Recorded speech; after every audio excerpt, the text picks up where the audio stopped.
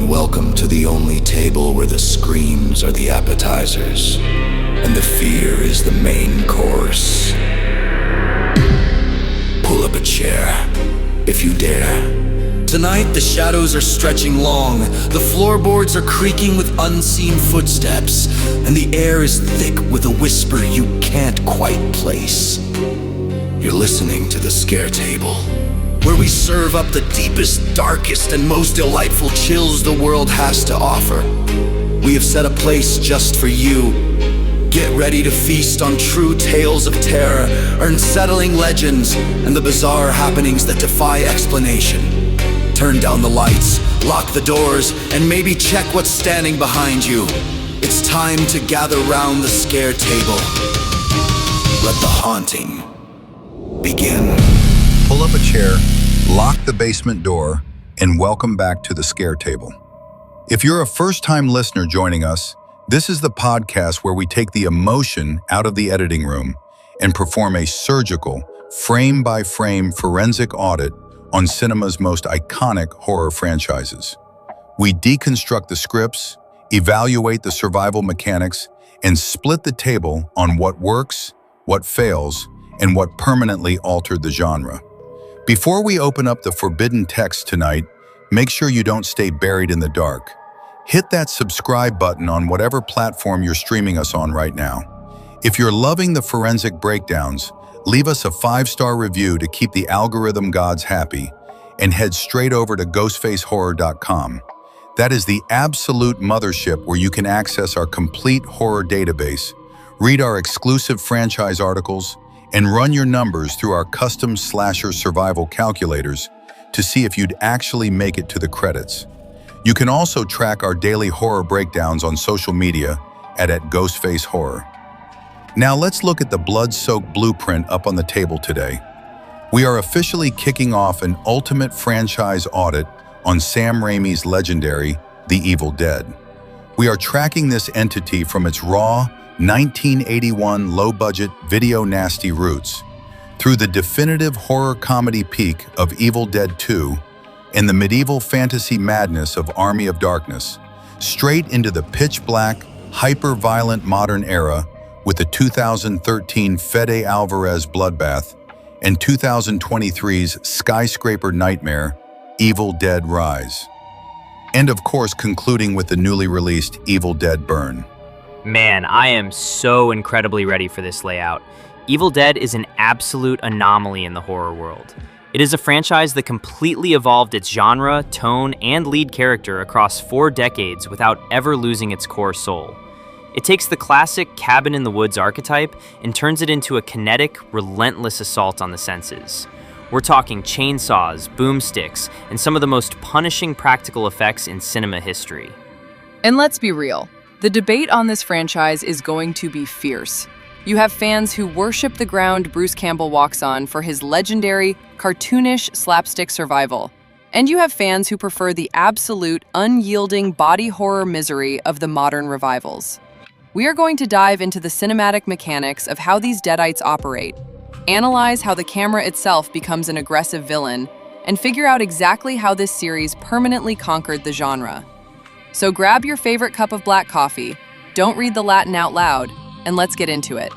Marcus, take us back to the beginning. 1981, a group of 5 college kids, an isolated cabin in Tennessee, and a tape recorder that changed horror forever.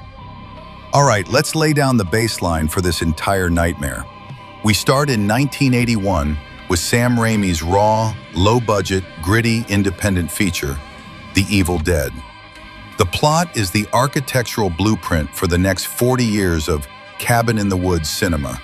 5 college students, Ash, his girlfriend Linda, his sister Cheryl, and their friends Scotty and Shelley, drive out to an isolated, dilapidated cabin deep in the Tennessee mountains for a weekend getaway. While exploring the fruit cellar, they discover an ancient Sumerian Book of the Dead, the Naturom de Monto, alongside a reel-to-reel tape recorder left behind by an archaeologist. When they play the tape, the recorded incantations awaken an ancient, malevolent demonic force residing in the woods.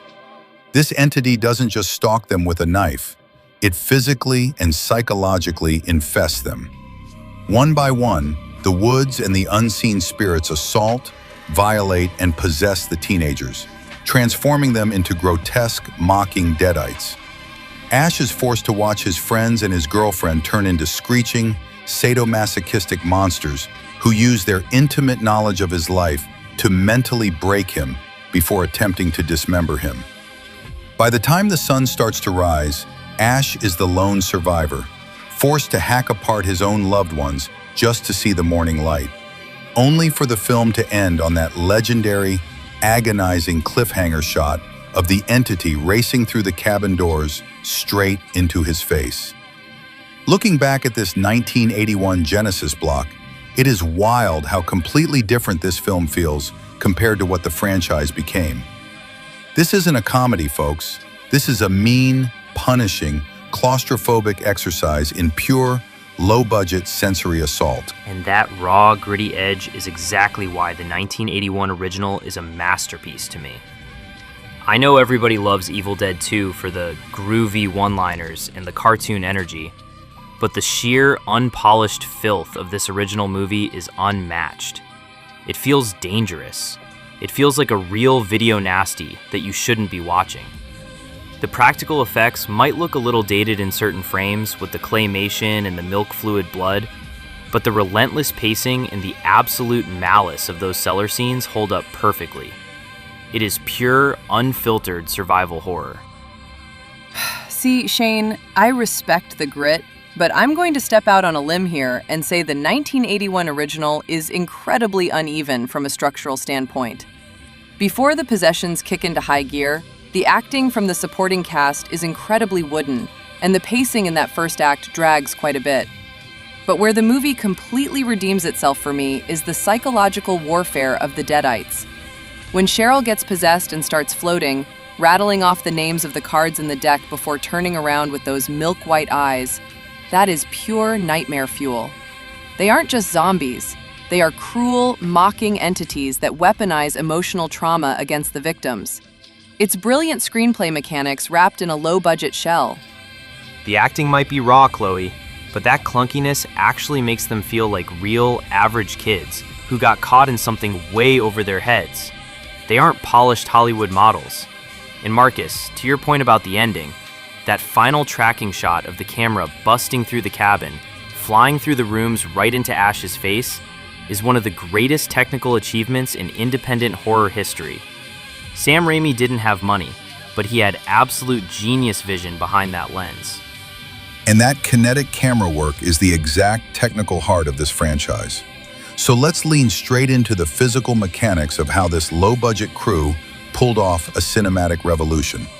Shane, I want you to perform a tactical breakdown on the camera itself. Let's deconstruct the technical birth of the Raimi cam and how they simulated an invisible, predatory demon on a shoestring budget. All right, let's dig into the ancient Sumerian text and lay out the exact anatomical and psychological rules of Deadite possession established right here in 1981. This isn't your standard exorcist possession where a demon is occupying a living soul, nor is it a George Romero zombie virus where you get bitten in turn. In the Evil Dead universe, the entity is a chaotic, parasitic force that doesn't just inhabit a body, it completely violates, warps, and animates physical matter, living or dead. Let's break down the two-pronged assault method the Deadites use to destroy their victims. The Deadite destruction pattern. Psychological assault. Mocking, shape-shifting, and weaponizing personal trauma. Biological violation. Accelerated decay, structural distortion, and immunity to pain. Complete bodily dismemberment is the only mechanical cure. What makes the 1981 Deadites so utterly diabolical is that they don't just want to chew on your arm. They want to completely break your sanity before they consume your flesh. The entity retains the memories, the voices, and the emotional vulnerabilities of the person it possesses, and it weaponizes that data against the survivors. Think about Cheryl predicting the playing cards before her eyes turn milk white, or Linda sitting on the floor singing that creepy, childish lullaby. We're gonna get you. We're gonna get you.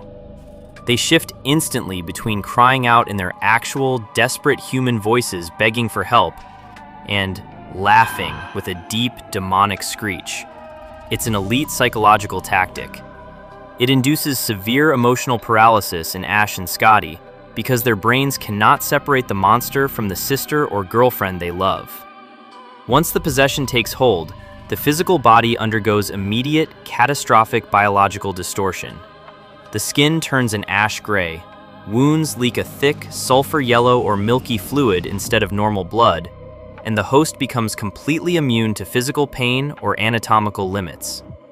Look at how Shelley calmly slices her own hand off with a kitchen knife while laughing, or how Linda continues to attack Ash even after being stabbed straight through the torso. The entity treats the human vessel like a stolen car.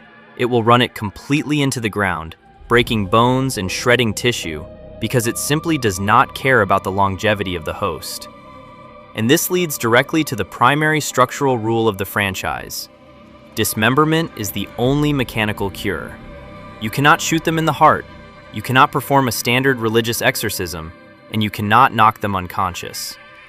The only way to stop a deadite physical assault in 1981 is to completely sever the limbs from the torso and burn the remains.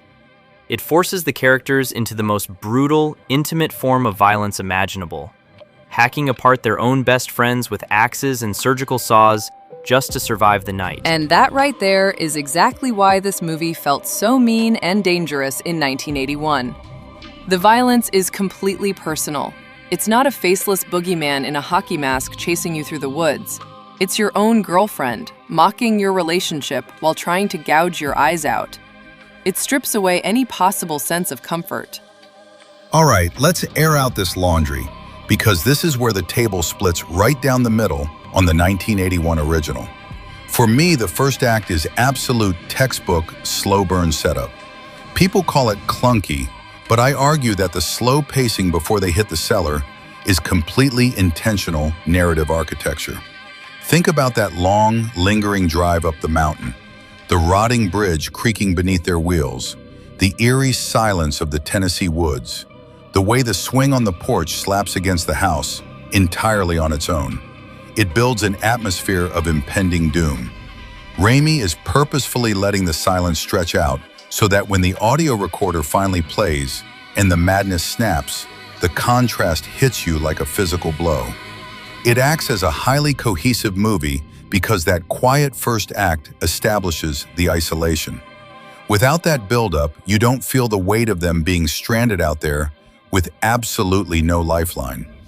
Oh, Marcus, come on! You're giving the screenplay way too much artistic credit for what was essentially a bunch of amateur filmmakers trying to figure out how to stretch a feature-length runtime.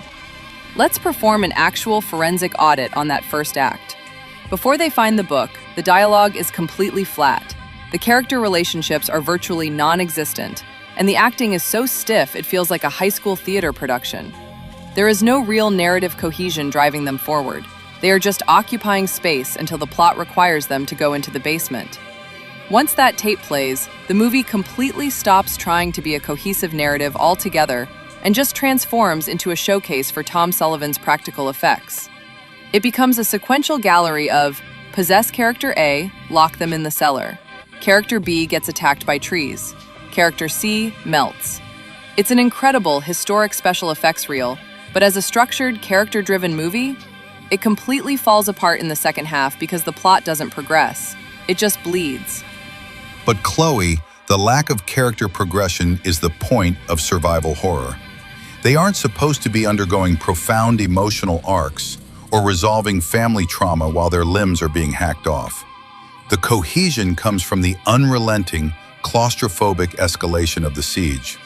The characters are stripped of their personalities because the entity is literally erasing their humanity one by one until only ash is left. It's a pure, unadulterated descent into madness, not a traditional three-act Hollywood drama. I'm jumping into the sandbox here because I side with both of you in different ways. Chloe, you're 100% right that the acting in that first act is rougher than sandpaper. When they're sitting around the table talking before dinner, it is brutal to sit through. But Marcus is right about the cohesion of the escalation. It doesn't feel like a random sequence of effects to me, because the house itself becomes a tighter and tighter trap. Every single effect, from the blood spurting out of the wall plugs to the melting flesh, is designed to systematically strip away Ash's options until he is physically confined to a tiny corner of that living room. It's structural decay, plain and simple. Structural decay, sure.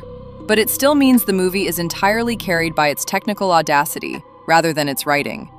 It's why Sam Raimi essentially remade the entire thing 6 years later with a budget and a sense of humor. But look, speaking of technical audacity, we cannot talk about the cohesion of this film without addressing the literal engine that drove the visuals. Shane, step up to the desk. Take us through the actual technical mechanics of the Raimi cam. Let's look at how they visually manifested this demonic force running through the woods when they didn't even have the budget for a proper tripod. All right, let's get down into the actual engineering and film set grease of how this 1981 crew pulled off a visual revolution. Because when we talk about the Raimi cam, specifically that hyper-aggressive point-of-view tracking shot representing the unseen demonic entity flying through the swamp and crashing through the woods, we are talking about pure, unadulterated indie resourcefulness. Sam Raimi and his crew didn't have the budget for a Hollywood crane, a tracking dolly, or a newly invented Steadicam. They had to invent their own camera rigs out of spare parts, hardware store timber, and raw muscle. Let's do a surgical teardown of the two custom rigs that birthed this franchise's visual signature. Rig 1, the Shaky Cam, the demonic Pove. To get that incredibly fast, low-to-the-ground, lunging camera movement through the dense Tennessee brush, Raimi and his cinematographer Tim Philo built what they dubbed the Shaky Cam, centered for balanced weight. It was deceptively simple, a long wooden 2x4 beam with the camera bolted directly to the center of it. Two guys, usually Raimi and Philo, would grab a handle on either end of the beam and sprint through the woods as fast as humanly possible, dodging trees and leaping over logs. By having two runners distributing the weight, it stabilized the extreme vertical bounce of sprinting, but preserved this frantic, shaking, horizontal kinetic energy. When you watch that camera sprint across the swamp water and fly straight up to the cabin windows, you aren't looking at a high-tech drone or a crane. You are looking at two dudes running at a dead sprint carrying a piece of lumber. It gave the invisible demon a physical weight and velocity that standard static camera work never could have achieved. Rig 2, the Vaso Cam, smooth vertical ascent. The other massive technical trick they pulled off was creating smooth vertical tracking shots over uneven terrain without laying down expensive metal dolly tracks. They invented the Vaso Cam. They took a long steel pipe, slathered it entirely in thick petroleum jelly, Vaseline, and mounted a modified camera rig to slide along it. The grease allowed the camera to glide effortlessly down the pipe with zero friction or stuttering. If they needed a shot of the entity rapidly rising from the forest floor to look down at a character, they would angle the greased pipe vertically against a tree and slide the camera up it manually using a rope and pulley system. It is absolute genius, Shane. What I love about it from a forensic standpoint is how the technical limitation actually created the artistic identity. Because they couldn't afford to show a monster costume or expensive optical effects, they forced the camera itself to become the monster. The lens is the predator. The fast pans and tilted Dutch angles scream at the audience that the environment itself is hostile. Exactly. It completely broke the traditional rules of cinematography, where the camera is supposed to be an invisible, objective observer. In The Evil Dead, the camera is actively participating in the assault. It's aggressive, it's voyeuristic, and it's completely terrifying. But as brilliant as these technical breakthroughs were, they pushed this indie crew to their absolute physical limits. So before we let the tape recorder finish playing and move our chairs toward the comedy horror evolution of Evil Dead 2, we have to close out the ledger on the original.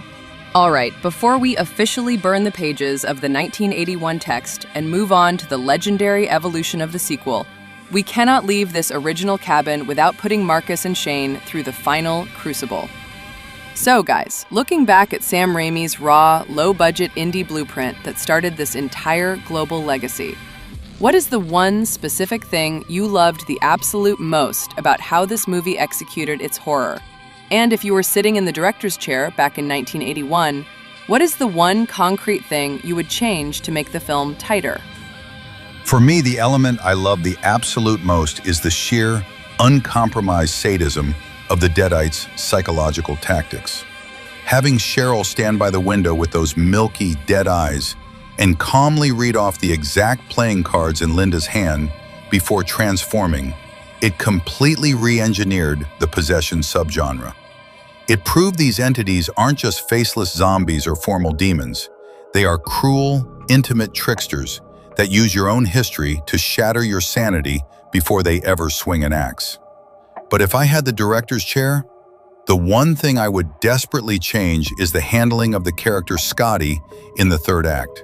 He gets attacked by the trees, comes back to the cabin, passes out, wakes up to help Ash briefly, and dies again. It's a very messy, stuttering narrative progression for his character's physical exit. I would have structured his final collapse to be a cohesive, definitive sacrifice that directly helps Ash secure the cellar door, giving his character a tighter, mechanical payoff. The aspect I loved the absolute most was hands down the technical audacity of the Shocky Cam and the Vasocam. Using hardware store 2x4s and literal petroleum jelly on a steel pipe to create that aggressive, high-velocity, low-to-the-ground demonic POV running through the woods was pure cinematic genius. It proved that a total lack of budget doesn't limit your vision. It just forces you to engineer entirely new ways to move a lens.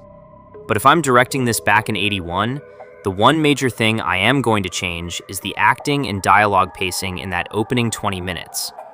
I get that they were all young college friends making an indie film, but the line delivery before they find the book is incredibly stiff and wooden. It practically grinds the movie's momentum to a halt before the horror kicks in.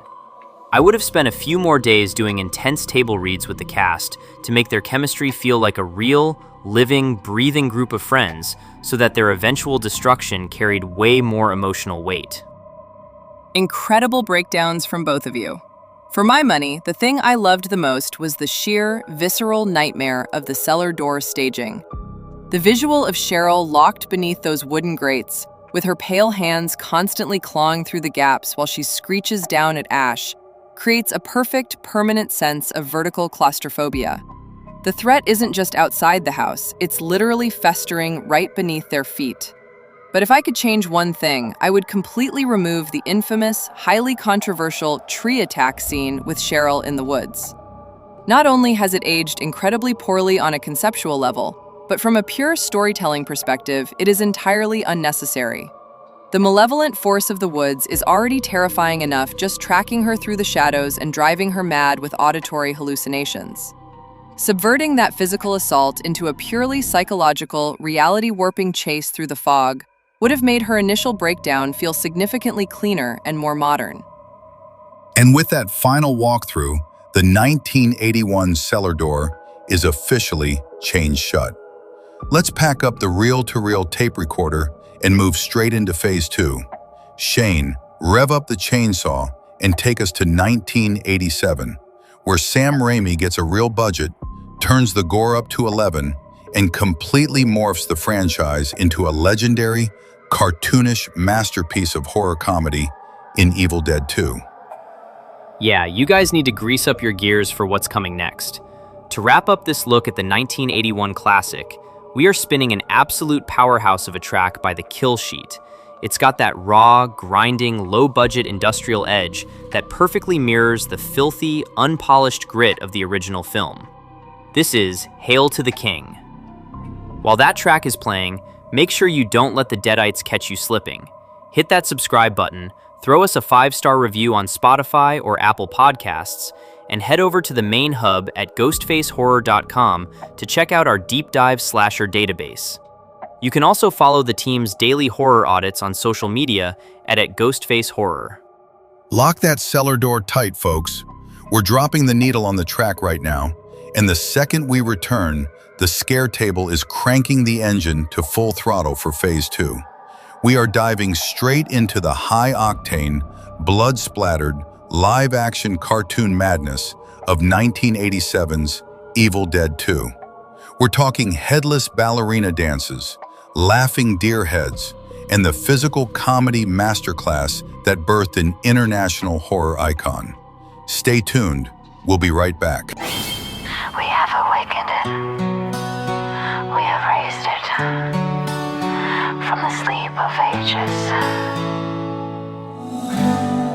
5 friends in a cabin deep in the woods. Vacation gone wrong, misunderstood. A dusty old book bound in human skin. The words read aloud, now the horror begins. Naturum demonto, Necronomicon. The passage is open, the curse carries on. When from the forest a spirit in flight, possession is coming in the dead of the night. The cellar is calling, the ground starts to shake. The darkness takes hold. For goodness sake, the trees have the eyes, the wood starts to breathe. A cancerous black light. What the dead eyes wag, can diary a nightmare. It's coming for your soul. Blood-drenched slaughter, Losing all control. hear the dark laughter. In the woods it lies in wait. Hail to the king, baby, before it is too late.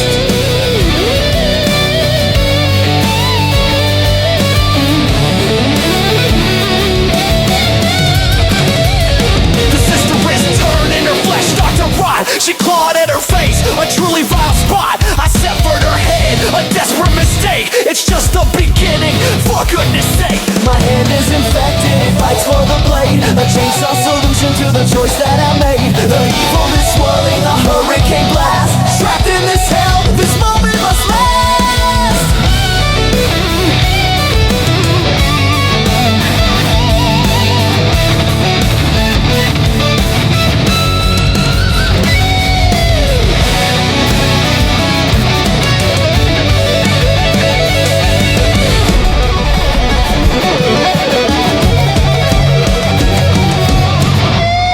Can diary a nightmare.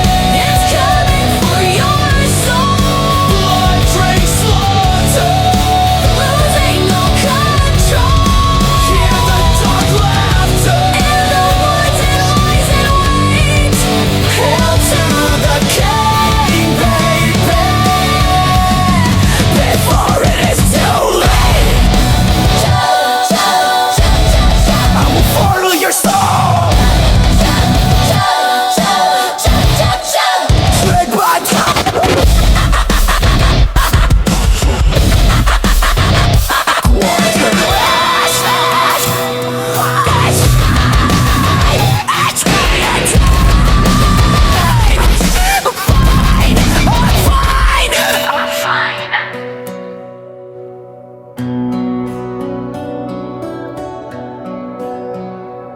And we are back.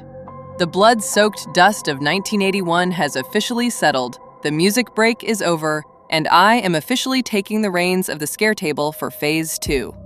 Pull up your chairs and grab your safety goggles because we are diving straight into 1987's Evil Dead 2, Dead by Dawn. If the first movie was a grueling, low-budget exercise in claustrophobic misery, this 1987 sequel is Sam Raimi completely blowing off the hinges of the genre. With a real budget backed by Dino De Laurentiis, Raimi and Bruce Campbell didn't just step back into the cabin. They fundamentally engineered a brand new cinematic subgenre, slapstick. It is a hyperkinetic, fluid, and unhinged collision of Three Stooges-style physical slapstick comedy and absolute industrial-grade gore. Man, I am so glad you're steering the ship for this one, Chloe, because the structural pivot here is just brilliant to track. Ash stops being a panicked, weeping victim and morphs into a hardened, heavily armed, maniacal survival machine. This is the movie that officially weaponizes him, literally, by giving him the chainsaw prosthetic and the sawed-off boomstick. It's a complete creative masterstroke. But what I want to hear about, Chloe, is the pacing of Ash's psychological collapse in that first half. Before the support cast, Annie Noby and the rest of the crew, even arrive at the cabin, the movie is essentially a one-man experimental stage play about a man losing his absolute mind to an invisible tormentor. Exactly, Marcus. And that one-man descent into madness is precisely where we need to point our forensic cameras first. The script doesn't just put Ash through physical danger, it subjects him to absolute psychological surrealism. So let's kick off the audit. Shane, I want you to step up to the analytical deck and deconstruct the physical comedy and solo performance of Bruce Campbell in that first act. Break down how the physical mechanics of the iconic laughing room and that brutal, self-contained fight against his own severed hand showcase the birth of this new tonal era. All right, Chloe, let's step onto the stage and deconstruct the physical anatomy of Bruce Campbell's performance, because what he pulls off in Evil Dead 2 is nothing short of a kinetic miracle. He transforms from a generic final boy into a live-action, flesh-and-blood Buster Keaton covered in 3 gallons of theatrical blood. When you look at the first 40 minutes of this film, it is essentially a silent, physical comedy routine wrapped inside a screaming nightmare. Raimi isolates Ash completely, turning the cabin itself into a mocking, predatory playhouse designed to break his grip on reality.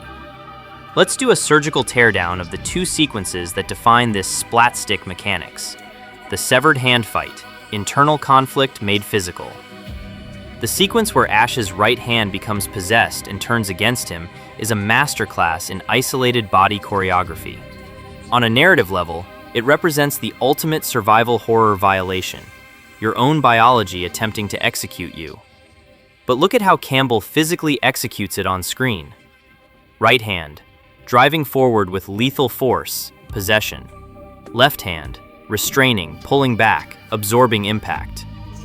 Kinetic release. Ash slams his own head into a wall, throws himself and flips his entire body weight. Campbell is playing both characters in a high-intensity stunt fight simultaneously. His right arm is rigid, aggressive, and independent. His left arm and torso are reactive, panicked, and defensive. He is literally lifting his own frame, slamming his head into walls, tossing himself across the room, and performing a backflip onto the floor. It is pure, synchronized slapstick timing. When he finally traps the hand under a book and cuts it off with a chainsaw, it's a brutal piece of body horror, but it plays like a Looney Tunes short because of the frantic, exaggerated physical geometry of his movements. The laughing room, auditory and visual hysteria. Once the hand is severed, the cabin executes its ultimate psychological weapon, synchronized manic hysteria. Ash sits on the floor, bleeding out, his mind completely fractured. Suddenly, a wall-mounted deer head blinks and starts laughing at him.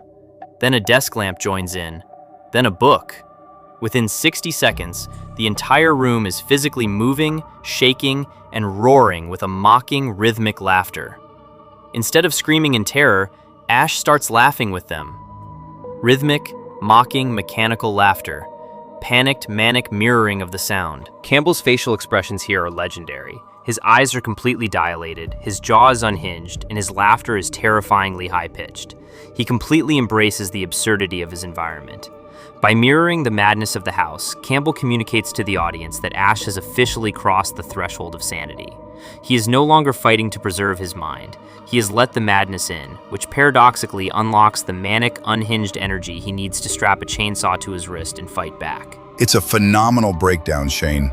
What blows my mind from a structural perspective is how that manic laughter acts as a protective shield for the character.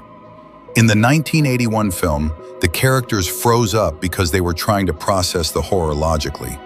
In 1987, Ash realizes logic is dead. The second he starts laughing back at the deer head, he becomes just as unpredictable and wild as the demons themselves. Exactly! He adapts to the madness to survive it. But while Shane deconstructed the solo, cartoonish performance of Campbell, we have to look at the massive upgrade in the physical threats he's actually fighting. The budget didn't just change how Ash moved, it completely overhauled the practical monster engineering. So Marcus, why don't you step up to the effects workbench? Let's perform a tactical audit on the practical creature designs of Evil Dead 2, specifically focusing on the grotesque transformation of Henrietta Noby in the cellar, and the legendary, ridiculous logistics of that flying eyeball shot. All right, Chloe, let's tear down how Mark Shostrom, Greg Nicotero, Howard Berger, and a young Robert Kurtzman, the future titans of KNBEFX Group, completely revolutionized practical creature effects in 1987. With a bigger budget, they didn't just throw more latex at the screen. They created puppets and bodysuits that could keep pace with Sam Raimi's frantic, live-action cartoon camera. They treated flesh like silly putty, and the absolute pinnacle of this practical engineering is Henrietta Noby in the fruit cellar, played under layers of suffocating rubber by Sam Raimi's brother, Ted Raimi. Let's break down the exact anatomical and mechanical staging of these iconic effects. The gross-out masterpiece, Rotten Apple Henrietta. When Henrietta manifests in the cellar, she isn't just a spooky demon. She is a bloated, decaying, hyper-stylized monstrosity, affectionately dubbed Rotten Applehead. Gross-out layer, heavy foam latex suit, sweat-logged, leaking slime and fake blood. Mechanical layer, hinged jaw, cable eyes, controlled off camera via steel cables. The long neck transformation, full animatronic puppet torso swapped in for the flying sequence. Ted Raimi was trapped inside a full-body foam latex suit in blistering North Carolina heat. The suit was so heavy it would literally fill with pints of his own sweat, which the effects crew had to drain out by cutting tiny holes in the ankles between takes. Anatomically, the face was a mechanical masterpiece. It featured a fully articulated, oversized, hinged jaw and cable-controlled eyes operated by puppeteers off-camera. This allowed Henrietta to deliver those wildly expressive, agonizingly mocking grins that matched Bruce Campbell's manic energy beat for beat. And when she eventually transforms into the long-neck monster and flies out of the cellar, the crew seamlessly swapped Ted out for a full-scale animatronic puppet torso, allowing her neck to stretch and twist across the room like a demonic accordion. The flying eyeball, high-velocity practical slapstick. Then we have to talk about the absolute peak of splatstick geometry, the legendary flying eyeball shot. Ash is stomping on Henrietta's headless torso, and the extreme pressure causes her eyeball to violently pop out of the socket. The camera becomes the eyeball's point of view. It flies across the cabin in a rapid, blurred tracking shot, heading straight for the support character, Bobby Joe, who is cowering near the wall. The camera lens slams right up into her face, and the film cuts to a wide shot of a giant, oversized prop eyeball wedged perfectly inside her screaming mouth. To pull this off without digital effects, the crew rigged a heavy wire straight across the cabin set. They mounted a specialized camera rig to a pulley and literally launched it down the wire at high speed into the actress's face. They then cut to a close-up of a custom, highly detailed, oversized eye prop that the actress had to physically hold between her teeth while covered in green, syrupy deadite blood. It is a sequence that is simultaneously grotesque, mechanically brilliant, and absolutely hilarious. It completely distills Raimi's philosophy. Violence should be a roller coaster ride. Man, that flying eyeball scene is the exact moment where Evil Dead 2 draws a line in the sand. If you are a horror purist who wants to be deeply disturbed and checking your locks at night, that scene completely breaks the tension. But if you accept the movie on its own terms as a beautiful, blood-drenched funhouse ride, it is an absolute 10 out of 10 cinematic moment. And that line in the sand is the definitive debate of the 1987 film.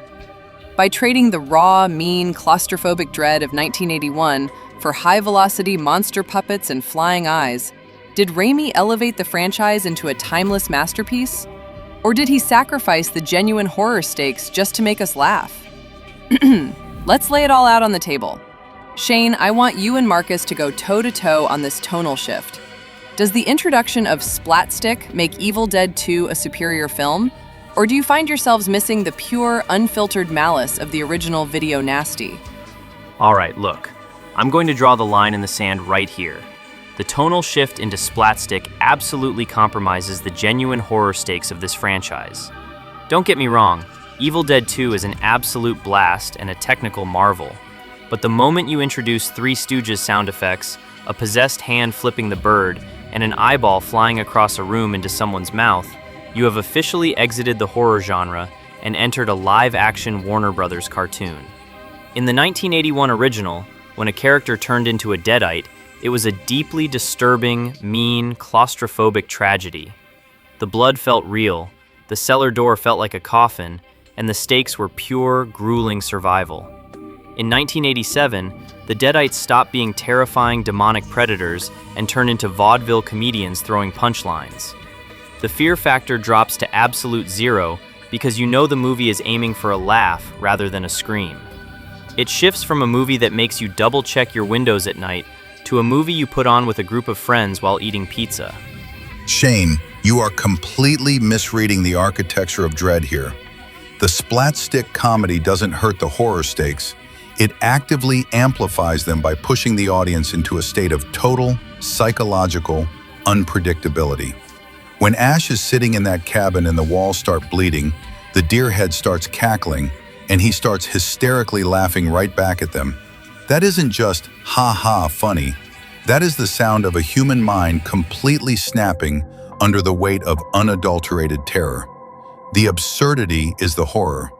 Raimi realized that if you just keep hitting the audience with relentless gore for 80 minutes, their senses go completely numb. But if you weave manic, unhinged comedy into the carnage, you keep the audience totally off balance. You don't know whether you're supposed to laugh, scream, or throw up. That tonal instability is way more deeply unsettling than a standard, straightforward slasher, because it strips away your emotional safety net. It mimics the exact, frantic madness that Ash is feeling. That's a beautiful defense on a psychological level, Marcus. But mechanically on screen, it just doesn't play out that way. The second half of Evil Dead 2 completely ditches that psychological instability and just turns into an action-adventure showcase. Once Ash straps on the chainsaw and gives his iconic Groovy line, all genuine fear evaporates. He becomes a superhero. He's a comic book protagonist slicing through monsters with ease. Again, it's incredibly entertaining, but you cannot tell me with a straight face that Henrietta is anywhere near as genuinely terrifying as Cheryl floating in the cellar in 1981. The original was a nightmare. The sequel is a theme park ride. And that right there is the eternal, unresolved rift at the heart of this fandom. You're both totally right about the mechanics. The 1981 film wants to crush you. The 1987 film wants to spin you around until you're dizzy. It really just comes down to what you want out of a horror viewing experience. But whether you lean toward the raw nightmare or the blood-soaked funhouse, there is no denying that Evil Dead 2 permanently altered the trajectory of independent genre cinema. It proved that horror didn't have to stay in a dark, gritty box. It could be loud, expressive, and unhinged. All right, Chloe, let's step up to the plate and hit this head on, because this sequel versus remake debate is the ultimate hill that horror fans die on when it comes to Evil Dead 2. If you were just a casual viewer watching these back-to-back, your brain completely shorts out. The 1981 film ends with 5 kids at the cabin, Ash's sister Cheryl locked in the cellar, and Ash getting blindsided by the invisible demon. But the 1987 film opens up, and suddenly there are only 2 kids, Ash and his girlfriend Linda. No sister, no Scotty, no Shelley. They find the book, play the tape, Linda gets possessed, and Ash cuts her head off. Because of that 5-minute opening rehash, people have spent decades arguing that Evil Dead 2 is just a high-budget remake of the original. But I am here to tell you definitively, it is a direct chronological sequel. The only reason that opening rehash exists, and the only reason it completely alters the timeline, is because of a massive mess of legal red tape and intellectual property rights. Marcus, walk us through the actual courtroom grease of how this industrial glitch happened. Let's perform a surgical forensic audit on the business side of this nightmare. When Sam Raimi and his partners, Robert Tappert and Bruce Campbell, made the original The Evil Dead in 1981, they were broke college kids. To get that movie distributed globally, they had to slice up, sell off, and license out the rights to a massive web of completely different financial backers and international syndicates.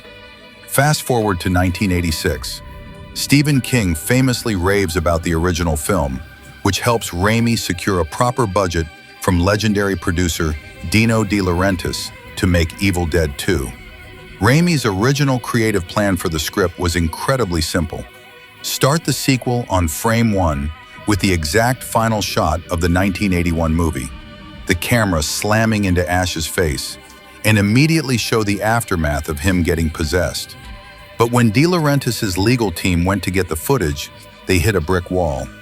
The company that owned the domestic theatrical rights to the 1981 film refused to grant Raimi permission to use footage from his own movie for a recap without charging an astronomical, extortionate licensing fee. De Laurentiis refused to pay it. And that left Raimi with an absolute nightmare of a mechanical problem. How do you explain the backstory of the Book of the Dead and Ash's possessed girlfriend to a 1987 audience who might have never seen a rare 1981 indie film without using a single frame of the original footage? Raimi's solution was pure survival filmmaking. He decided to reshoot the entire premise of the first movie from scratch as a lightning-fast, highly compressed 5-minute summary. To save precious time and production budget, they completely cut out the other 3 characters and wrote an alternate universe summary where it was only Ash and Linda. The second that rehash finishes, with Linda getting buried and Ash getting thrown through the swamp by the demonic force, the recap ends and the actual Evil Dead 2 narrative architecture begins. When Ash wakes up puddles away from the cabin, possessed by the demon, that is the exact chronological continuation of the 1981 ending. It's a direct sequel that carries a permanent narrative scar born entirely out of legal restrictions. Exactly, and that's why calling it a remake is a total misnomer. If you can visually splice the 1981 ending right onto the moment Ash wakes up in the mud in 1987, the continuity actually links up beautifully. The rehash was just a legal bridge to get people up to speed. It's a fascinating piece of industry history, but let's be honest, that legal restriction was an absolute blessing in disguise. By forcing Raimi to reshoot the setup, it allowed him to immediately establish the wildly different, hyperkinetic, stylized visual tone of the 1987 film. The acting, the lighting, and the energy of that recap instantly let the audience know that we are no longer in the bleak, gritty 1981 video nasty world. We are stepping straight into a live-action cartoon. All right, now that we have completely untangled the legal web of the rehash, analyzed the masterclass in physical comedy, and audited the legendary KNB practical effects, our time at the 1987 cabin is officially running out. Before the portal in time and space opens up to swallow Ash whole and drop him right into the Middle Ages, we need to close the ledger on Evil Dead 2. So boys, looking back at what is widely considered one of the greatest horror sequels ever made, what is the single, definitive thing you loved the absolute most about how this movie operated?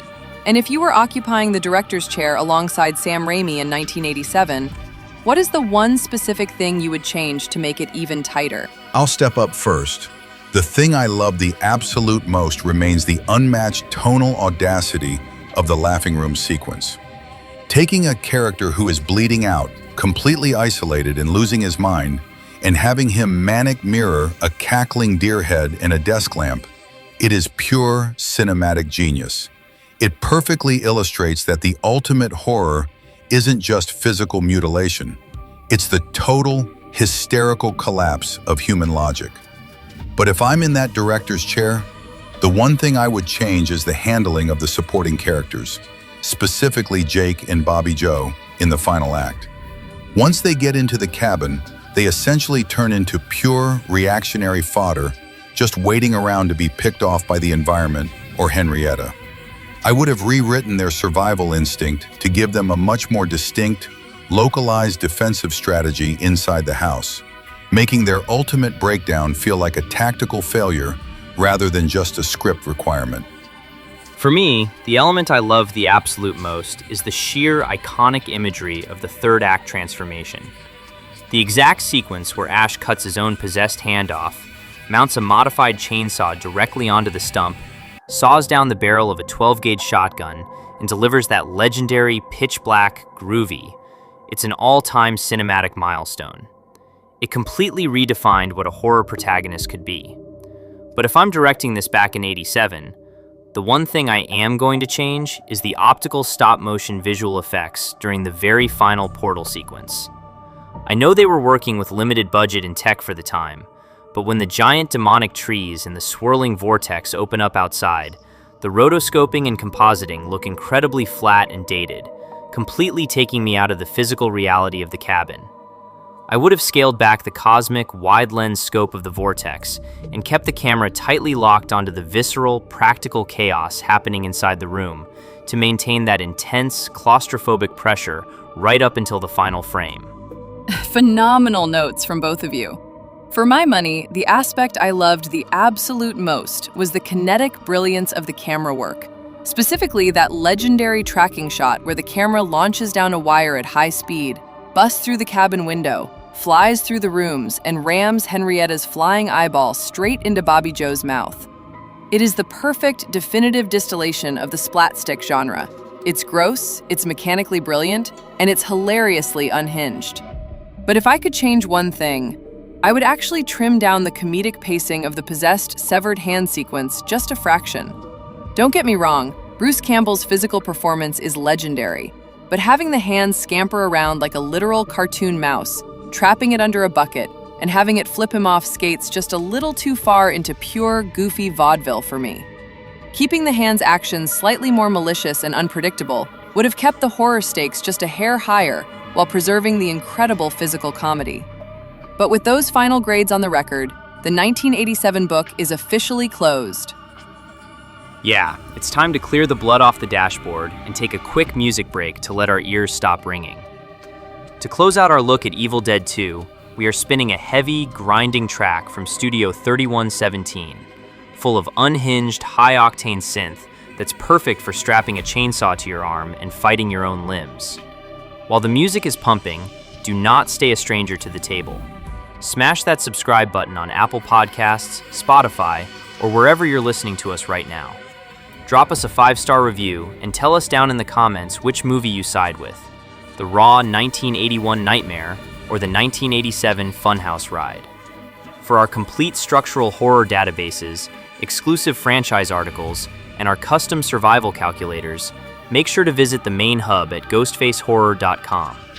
You can also track our daily cinematic breakdowns and interact with the hosts on social media at @GhostfaceHorror. Hail to the king, baby! The portal has officially opened. We are dropping the needle on the track right now, and the absolute second we return, the scare table is packing up our boomsticks and heading straight into the year 1300 AD. We are diving headfirst into Phase 3, where the traditional horror takes a backseat to massive claymation skeleton armies, medieval siege warfare, and the full-blown screwball sword and sandal fantasy madness of 1992's Army of Darkness. Check your window locks, don't forget the words to the spell, and don't go anywhere. We'll be right back.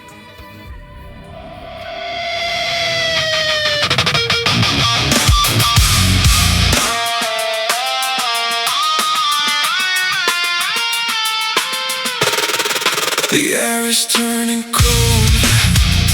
I can feel it coming in the damp of the night. I've been waiting for this moment all my life. Oh, Lord.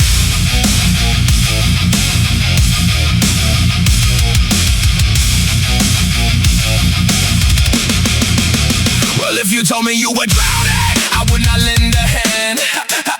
I've seen your face in the camera lens before, my friend, but I don't know if you know who I am. Well, I was there in the shadows, and I saw what you did. I saw it with my own two hollow eyes. So you can wipe off the grin, I know where you've been.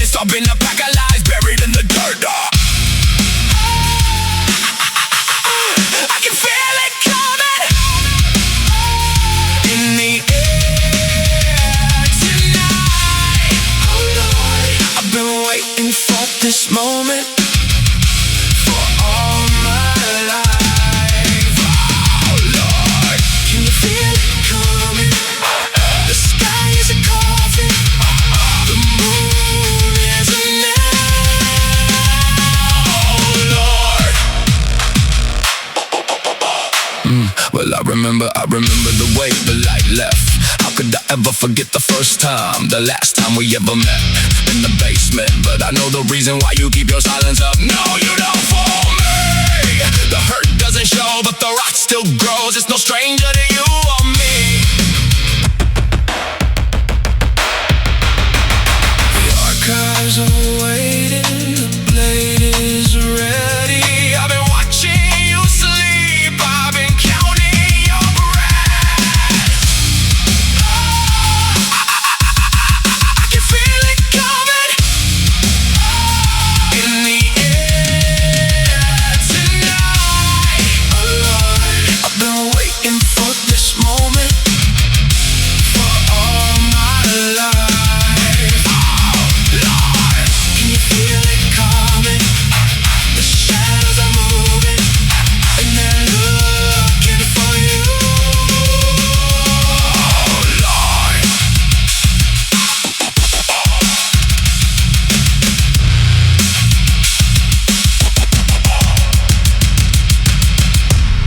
The road isn't real.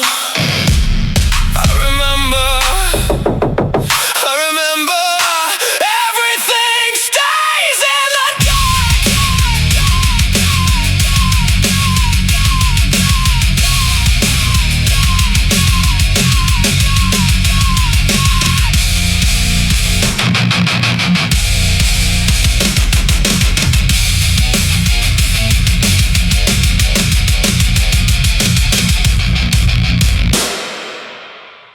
And we are back! The music break is over, the smoke has cleared from the vortex, and I am officially taking the reins of the scare table for Phase 3.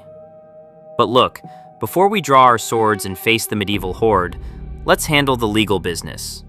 If you are just joining us on the stream, make sure you don't end up locked in the fruit cellar. Hit that subscribe button right now on Spotify, Apple Podcasts, or wherever you get your horror fixes. If you're loving our forensic franchise breakdowns, leave us a 5-star review to help grease the algorithm wheels. And make sure to head over to ghostfacehorror.com. That is our ultimate digital mothership, where you can read our deep dive horror analysis articles, access our exclusive slasher databases, and run your own metrics through our custom survival calculators to see if you'd actually make it to the final credits. You can also catch our daily horror updates and interact with us directly on social media at @GhostfaceHorror. Now pull up your chairs, because we are stepping out of the cabin entirely and dropping straight into 1992's Army of Darkness. If Evil Dead 2 slid its foot into comedy, Army of Darkness completely kicks the door down and jumps headfirst into a totally different genre sandbox. Universal Pictures steps in with an $11 million budget, and Sam Raimi decides to make a full-blown, high-fantasy, medieval adventure comedy heavily inspired by the classic Ray Harryhausen's stop-motion creature features and old-school slapstick.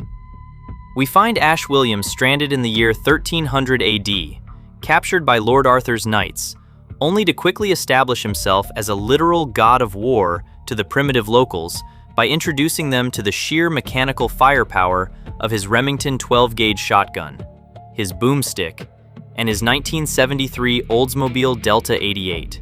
It is one of the wildest, most unapologetic tonal pivots in the entire history of cinema, Shane.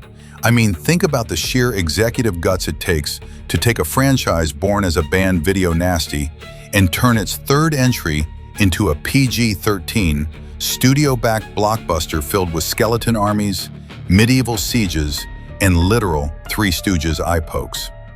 Oh, it's a massive gamble, Marcus. And from a structural script perspective, this is where the character of Ash permanently solidifies into the pop culture icon we know today. He is no longer just trying to survive. He is a hyper-arrogant, deeply cynical, one-liner spouting retail worker who just wants to get back to his job at S-Mart. He is completely unfazed by the supernatural elements now, which alters the entire fabric of the dread. Exactly, Chloe. The horror takes a massive backseat to the spectacle and the comedy, but the cinematic engineering behind how they pull off this medieval madness is incredible. Before we get to the massive skeletal siege at the castle, the first half of this movie heavily relies on Ash's isolated breakdown in the windmill, which acts as the ultimate playground for Raimi's practical effects and physical comedy. So let's open up the audit. Marcus, I want you to step up to the screenplay deck. Give us a concise breakdown of the plot mechanics of Army of Darkness, focusing on how Ash triggers the skeletal apocalypse by completely botching the legendary incantation, Klaatu Barada Nikto. All right, Shane, let's lay out the medieval architecture of this script, because the plot mechanics of Army of Darkness operate entirely like an old-school sword and sandal fantasy quest, just wrapped in a maniacal comic book shell. After getting sucked into the temporal vortex at the end of Evil Dead 2, Ash Williams in his 1973 Oldsmobile Delta 88 drops straight into the year 1300 AD. The local medieval peasants and Lord Arthur's knights initially mistake him for a hostile invader, but Ash quickly asserts structural dominance. By leveraging the modern mechanical engineering of his chainsaw prosthetic and his 12-gauge Remington shotgun, famously christened his boomstick, he convinces the local populace that he is the prophesied savior sent to deliver them from the Deadite plague. To get back to his own time, the local wise man informs Ash that he must undertake a dangerous quest to retrieve the Necronomicon ex-Mortis from an unhallowed graveyard. The book is the ultimate regulatory tool. It holds the specific magical formulas required to both banish the evil spirits and open a portal back to 20th century retail bliss. But this is where the primary structural conflict of the movie kicks in. The rules of the Book of the Dead are completely uncompromising. The wise man gives Ash a strict, non-negotiable verbal protocol that he must recite verbatim before removing the book from its altar. Klaatu Barada Nikto. Portal opens safely, apocalypse awakens. Return to S-Mart. Ash, being the hyper-arrogant, lazy consumer specialist that he is, cruises all the way to the unhallowed graveyard, finds the book, and immediately realizes he completely forgot the final word of the spell. Instead of Nikto, he tries to cough and mumble his way through it. Klaatu Barada Necktie? Nickel? By violating the exact verbal parameters of the text, Ash doesn't just trigger a localized possession, he actively awakens the Army of Darkness, a massive, subterranean legion of skeletal deadites led by an evil, decayed clone of himself born from his own fractured psyche. The rest of the script morphs into a full-scale medieval siege movie, forcing Ash to rally the primitive humans, modify his Oldsmobile into a steam-powered battle wagon, and defend the castle walls against a skeletal apocalypse that he entirely caused. And that right there is the perfect encapsulation of why Ash is such a revolutionary protagonist.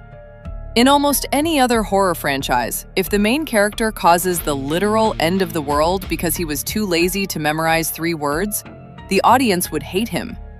But Bruce Campbell plays him with this incredible, loud-mouthed, blue-collar swagger that makes you instantly root for him. He is the ultimate flawed hero. He creates his own nightmares and then complains the entire time he's hacking them apart. It's brilliant screenplay logic, Marcus. He is entirely punished by his own hubris. But while the script turns into a massive, epic battlefield comedy, the practical visual effects behind how they actually brought this skeletal army to life in 1992 are an absolute marvel to dissect. Let's deconstruct how Sam Raimi utilized classic Ray Harryhausen-style stop-motion and go-motion puppetry to make an army of skeletons feel incredibly kinetic, goofy, and threatening all at the same time. In 1992, instead of leaning heavily into the newly emerging world of computer-generated imagery, CGI, like Jurassic Park was doing around that same time, Sam Raimi, Tony Gardner's Alterian Studios, and KNBEFX decided to go full retro. They crafted the skeletal Deadite Legion using an absolute masterclass blend of stop-motion animation, go-motion, and live-action puppetry, heavily paying homage to the legendary visual effects pioneer Ray Harryhausen. Let's break down the exact mechanical and cinematic staging of how this skeleton army was physically engineered to march across the screen. The stop-motion and go-motion fusion. To create the wide shots of hundreds of skeletal warriors marching on Lord Arthur's castle, the effects animators built dozens of highly detailed miniature skeleton armatures. These were tiny metal skeletons wrapped in sculpted foam latex flesh and bone. The crew utilized classic stop motion, adjusting the miniature models frame by frame. But they also upgraded to go motion. This technique used computers to slightly move the models while the camera shutter was open. It added a realistic motion blur to the bones, preventing that jittery, stiff look common in older films, and making the skeletons feel like they possessed actual weight and high-velocity momentum. How did they get Bruce Campbell to actively fight a 3-foot-tall stop-motion skeleton on a live-action set? They used an advanced, highly complex dual front projection system called Intravision. Instead of a standard green screen, a pre-recorded background plate of the live-action castle set was projected directly onto a highly reflective screen behind the actor through a system of mirrors. This allowed the miniature stop-motion skeletons to be layered behind or in front of Bruce Campbell in real time inside the camera lens. It gave the scenes an incredible depth of field, allowing Ash to literally slice his sword through an animated model with perfect spatial alignment. Full-scale mechanical puppets. For close-up combat shots where a skeleton grabs Ash by the throat, they ditched miniatures entirely. The crew engineered full-scale mechanical skeleton puppets mounted to rigid steel rods that were operated by puppeteers hidden beneath the dirt or behind walls. They also put stuntmen in specialized pitch-black suits, outfitted with highly detailed, outward-facing mechanical rib cages and skull helmets. When shot against dark backgrounds, the stuntmen completely disappeared, leaving only a living, breathing, bony carcass executing complex stunt choreography with Bruce Campbell. The brilliance of this setup is that it perfectly mirrors the tonal evolution of the film. The stop-motion movement has an inherently surreal, slightly goofy, jittery energy to it. It allowed the skeletons to do Three Stooges routines, like a skeleton getting its skull knocked off and frantically searching the ground for it, without breaking the physical reality of the live-action movie. It's a phenomenal technical breakdown, Shane. What I appreciate from a forensic perspective is the absolute physical textures of those battles. When you see Ash smashing a shield into a skeleton's face, you are looking at real materials clashing together. It creates a concrete, tangible comic book reality that modern, weightless green screen CGI blockbusters just cannot replicate. Exactly. It has a soul to it. But while the visual engineering gave us an epic, stylized war in the past, the way this entire fantasy quest concludes is one of the most famously debated endpoints in the entire franchise. Depending on which cut of the movie you bought on VHS or DVD, you got a completely different movie ending. Oh, you aren't kidding, Chloe. That ending split is a massive part of the film's legacy. So Marcus, step up to the script ledger next. Take us through a complete forensic breakdown of the two entirely separate endings of Army of Darkness, the theatrical S-Mart ending versus the original, bleak, post-apocalyptic, slept too long ending. All right, this isn't just a matter of an extended scene or a deleted line. We are talking about two completely different closing realities that fundamentally alter the narrative arc of Ash Williams. The split happened because Universal Pictures executives watched Sam Raimi's original cut and completely panicked. They felt the original ending was too depressing for a studio-backed blockbuster, forcing Raimi to reshoot a more triumphant, action-heavy conclusion for the domestic theatrical release. Let's break down the exact narrative mechanics of both timelines. Ending 1, the original slept too long ending, the director's cut. In Raimi's original version, which remains the canonical ending in international releases and the director's cut, the wise man gives Ash a magical potion. Each single drop of the liquid will make him sleep for a century. To get back to his own time, the late 20th century, Ash must retreat to a sealed cave and take exactly 6 drops to sleep for 600 years. 600 years equals 6 drops of potion. Ash is completely careless, loses count while drinking, and accidentally swallows a 7th drop. He wakes up, crawls out of the cave expecting to see his modern world, only to discover a completely destroyed, post-apocalyptic, futuristic wasteland. London is entirely leveled, and a ruined Big Ben sits in the dirt. Realizing his own stupidity has locked him in a dead world forever, Ash collapses to his knees, clutching his face, screaming and hysterically laughing in absolute despair. "I slept too long! I slept too long!" From a narrative standpoint, it is a perfect Evil Dead ending. It perfectly mirrors the pitch-black cosmic irony of the original 1981 film. Ash defeats the external monsters, but is ultimately destroyed by his own total incompetence and hubris. Ending 2, the S-Mart ending, the domestic theatrical cut. Universal Pictures demanded a crowd-pleasing, heroic finale, so Raimi went back to the set and shot the S-Mart ending. In this timeline, Ash successfully recites the words, or at least drinks the right amount, successfully returns to the 20th century, and goes right back to his blue-collar job in consumer sales at S-Mart, bragging to a coworker about his medieval adventures. Suddenly, a lingering female deadite manifests right in the middle of the department store, tearing through the aisles. Instead of panicking, Ash completely steps into his action hero persona. He flips a cart, grabs an S-Mart display Winchester rifle, shoots the monster down mid-air with absolute tactical precision, dives into a classic Hollywood kiss with a female coworker, and delivers the ultimate defining line of the entire franchise. "Hail to the king, baby." It is wild how completely different those two tones are. The S-Mart ending essentially strips away the very last remaining thread of true horror or cosmic dread from the franchise and completely seals Ash as an invulnerable comic book superhero. It's loud, it's cheesy, and it is pure corporate American marketing fulfillment. But God help me, it is so incredibly satisfying to watch. It really is, Chloe.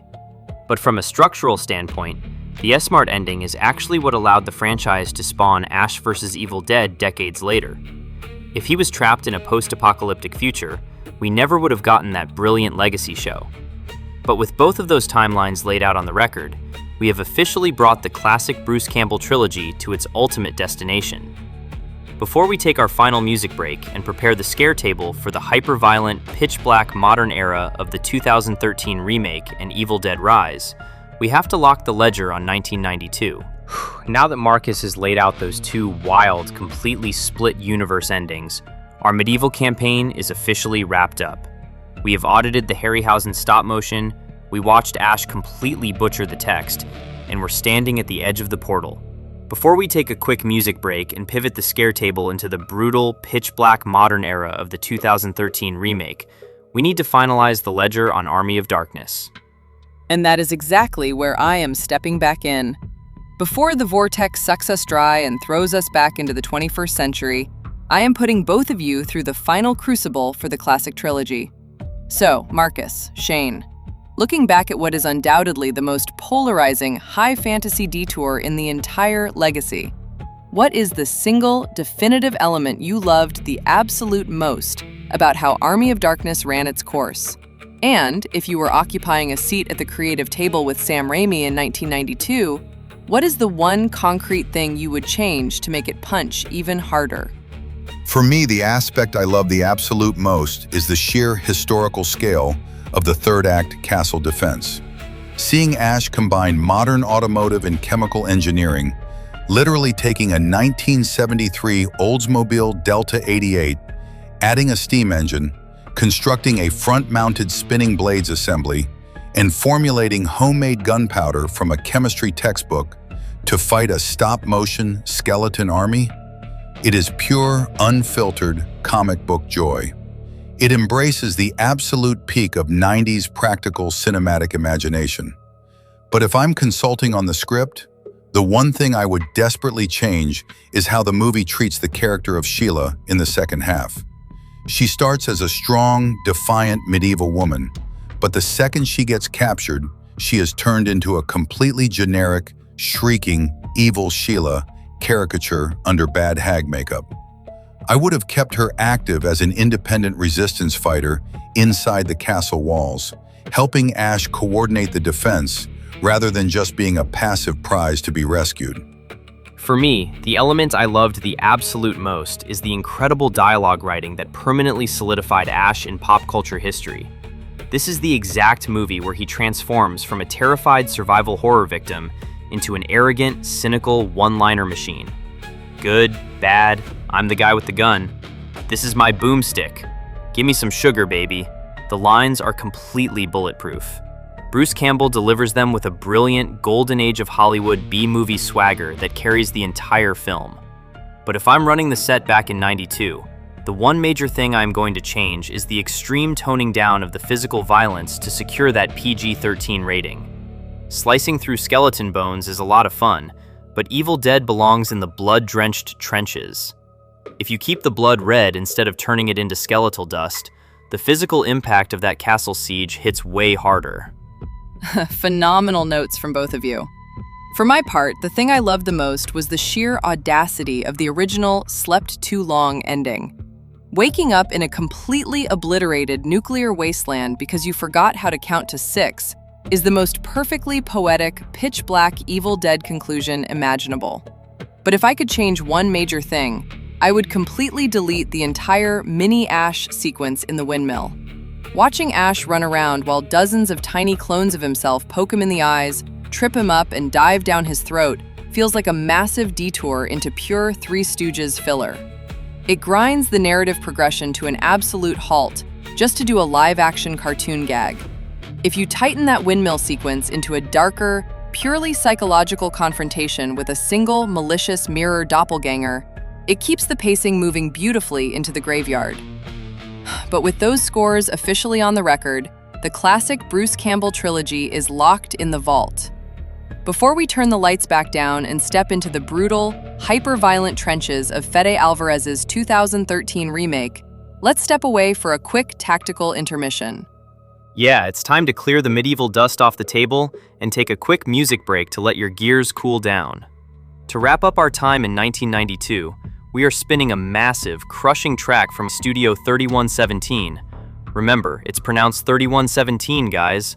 It's got that heavy, industrialized metal edge that's perfect for driving a steam-powered battle wagon straight into an army of the dead.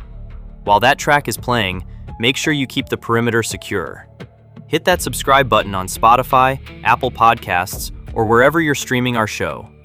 Throw us a 5-star review and let us know in the comments which ending you consider canon, S-Mart or the Apocalyptic Wasteland.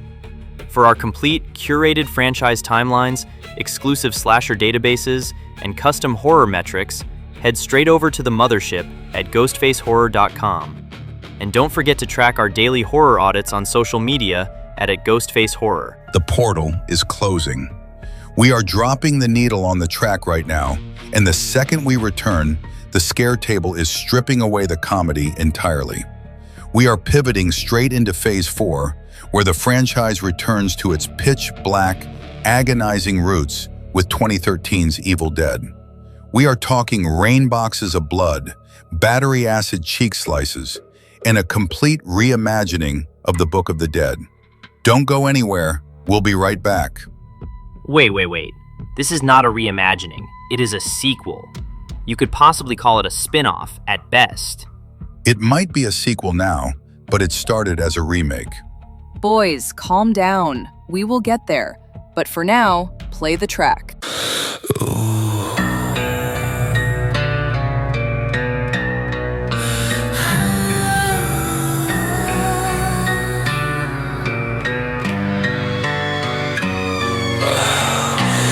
It's the time of the season when love runs high,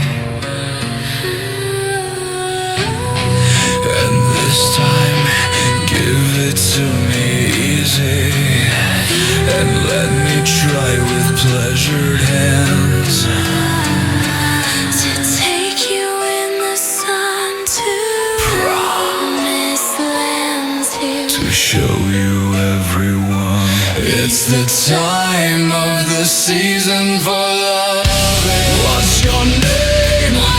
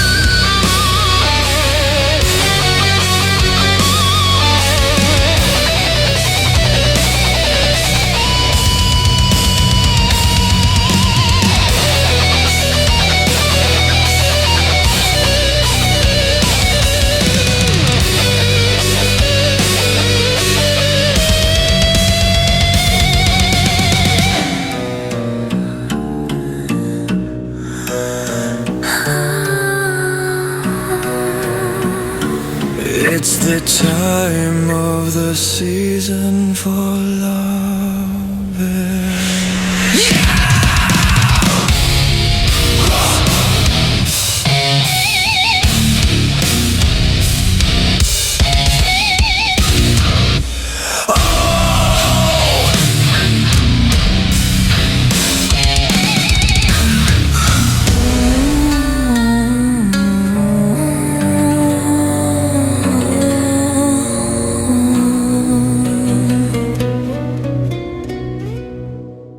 Welcome back to the Scare Table, everybody. The music break is officially over. The campy slapstick of the original trilogy is dead and buried, and I am taking the reins for Phase 4 because we are stepping into absolute holy ground for me. We are talking about my absolute, hands-down favorite horror flick of all time, Fede Álvarez's 2013 masterpiece, Evil Dead. But look, before we open up this barbed wire-wrapped book and start pouring out the blood, let's lock down the house rules. If you're just joining our little horror circle, go ahead and hit that subscribe button right now on Apple Podcasts, Spotify, or wherever you're listening. Smash that thumbs up and leave us a 5-star review. It helps us keep the lights on and the monsters at bay.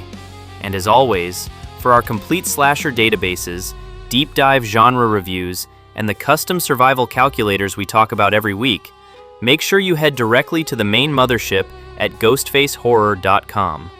You can also get our daily cinematic updates, behind-the-scenes horror analysis, and chat with all three of us directly on social media at @GhostfaceHorror. Now, let's get into it. In 2013, Fede Álvarez didn't just remake Sam Raimi's classic. He completely stripped away every single drop of Ash Williams' cartoon silliness and injected a raw, agonizing, hyper-violent malice back into the franchise. This movie doesn't want you to laugh. It wants to violently assault your senses. We're dealing with 5 friends who head to the cabin not for a fun vacation, but to help their friend Mia quit cold turkey from a severe substance addiction. And then, the Naturum de Monto gets opened. Look, Shane, I know you treat this movie like gospel, and I will give it a fair shake. It is technically competent, and the practical effects are top tier. But for me, the 2013 version just falls completely in step with the broader wave of bleak, hyper-grim modern horror styles of the late 2000s and early 2010s. It trades the absolute singular originality and eccentric visual style of Sam Raimi for standard, desaturated Hollywood prestige gore. It feels less like an unhinged Evil Dead movie and more like a high-budget studio survival thriller that leaves very little actual cinematic originality on the bone. Oh, Marcus, you are being way too harsh on the style choices here. I actually enjoyed this film immensely for exactly what it set out to do. What blew me away wasn't just the sheer volume of fake blood, but the fact that the psychological trauma in this film was completely off the charts. By tying the demonic possession directly to the harrowing, isolated agony of severe drug withdrawal, Álvarez creates an incredibly cruel, airtight narrative trap. When Mia first starts seeing the horrific things in the woods, her friends completely dismiss it as standard hallucination and emotional manipulation brought on by her detox. That psychological isolation makes the dread so much deeper than the original because her safety net is destroyed by the people who love her most before a single drop of blood is even spilled. Chloe, you hit the nail on the head. And Marcus, I'm ready to dissect every single frame to prove to you why this thing stands entirely on its own original feet. The setup is a psychological masterstroke, and the violence that follows is purely legendary. So let's crack open the operational files. Chloe, since you highlighted that incredible psychological foundation, I want you to step up to the script deck first. Break down how the film handles the transition from Mia's real-world withdrawal trauma into the full-blown supernatural possession, and how that dual-layer setup makes the first act so devastatingly effective. All right, let's step up to the script deck and dissect what I consider to be the narrative engine of this entire film. Fede Álvarez didn't just add a gritty coat of paint to the original premise. He fundamentally re-engineered the reason these kids are at the cabin. By replacing a fun weekend getaway with an intense, isolated intervention for Mia's severe substance addiction, the screenplay establishes a dual-layer narrative where the horrors of physical detox perfectly mirror and mask the horrors of demonic possession. Let's look at the exact psychological geometry of how this narrative trap is built. Mia's early warning. There's a girl in the woods. They found out Mia's mental model. Hallucinations from drug withdrawal. Aggressive behavioral manipulation to get a fix. The friend's structural trap. The dead-eyed entity gains a total head start because every horrific symptom is diagnosed as addiction. 1. The weaponization of skepticism. When Eric reads from the Natterum Demonto and unleashes the entity, Mia is the first to encounter it in the woods. She is physically assaulted and infected. She runs back to the cabin, terrified, screaming that there is something evil outside, and begs them to leave. In any standard modern horror film, the friend's initial refusal to believe her would feel like a cheap cliché, the typical dumb teenager trope just to keep the plot moving. But here, their skepticism is completely earned and deeply logical. Her brother David, Olivia, and the rest of the group have been through this cycle with Mia before. Their medical and emotional mandate is to keep her locked in that cabin no matter what, because they expect her to lie, scream, manipulate, and hallucinate to escape the agony of quitting cold turkey. 2. The devastating psychological trauma. This creates an absolutely devastating psychological dynamic for Mia. She is experiencing genuine, existential, supernatural terror, but the people who love her most are holding her down, looking her in the eye and telling her it's all in her head. Her reality is completely invalidated.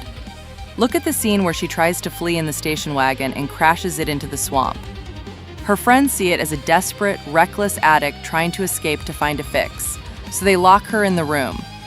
By the time she is fully possessed, scalding her own flesh in the shower and manifesting as a literal monster, the entity has already won the strategic battle. It gained a massive foothold because the group's protective instincts were weaponized against them. It's a cruel, airtight piece of writing that elevates the stakes from a simple gore fest into a deeply tragic psychological nightmare. See, Chloe, that is exactly what I mean when I say it falls perfectly in step with the modern horror style of its era.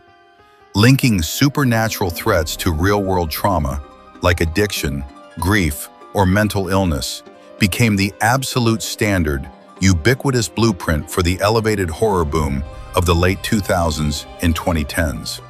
While it's executed well here, it ultimately feels like a highly calculated structural checklist to give a splatter film unearned gravity.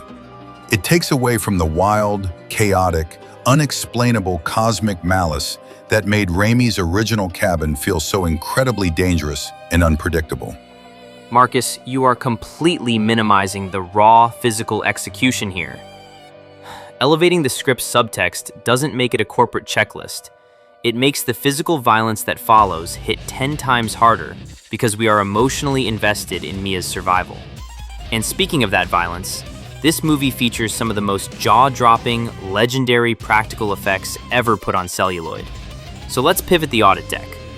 Marcus, I'm coming right for your unoriginality claim.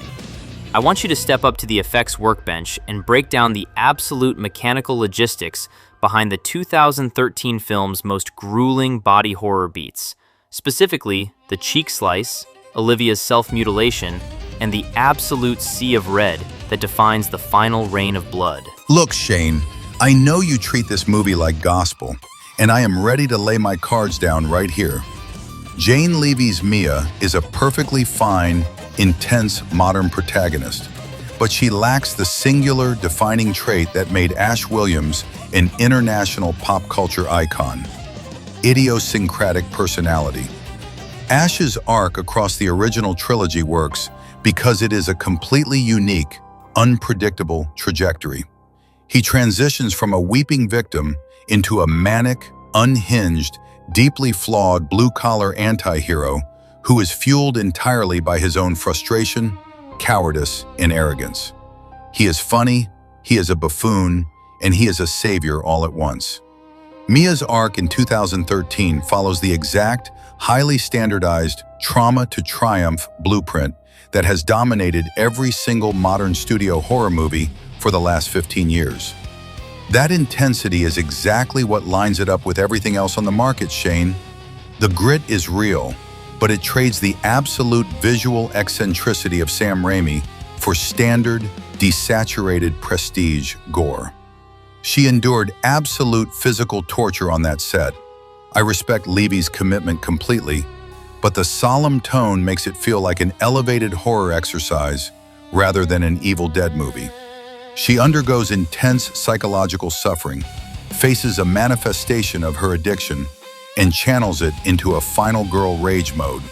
It is played with absolute, dead serious intensity, but because it is so solemn, it strips away the wild, chaotic, unpredictable spirit of the franchise. Ash is irreplaceable because nobody else operates like him.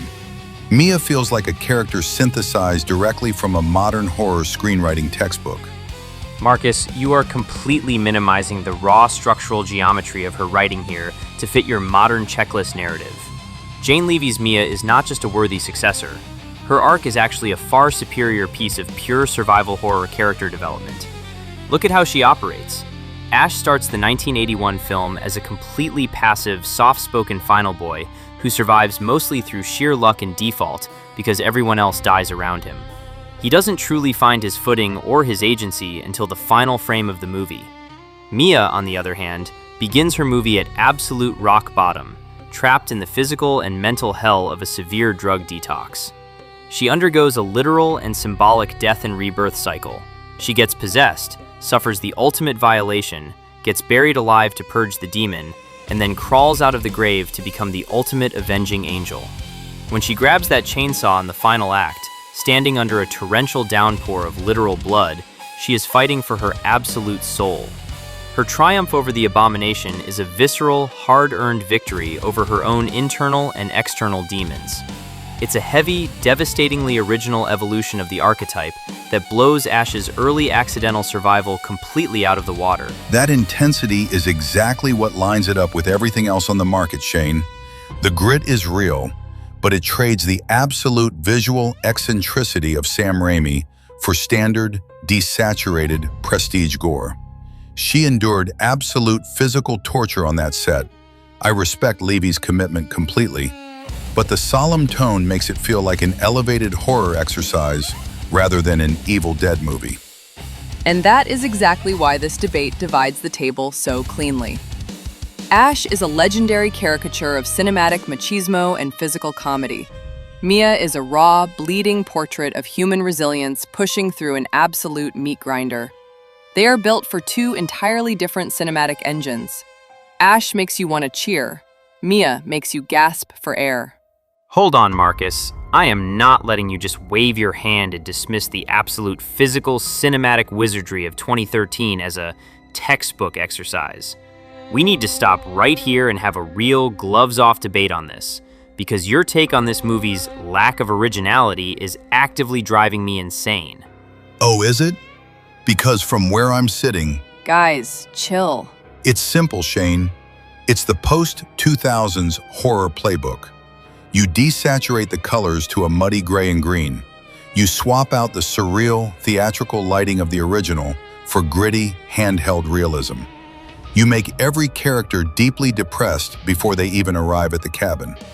In 1981 and 1987, the cabin felt alive, weird, and cosmic.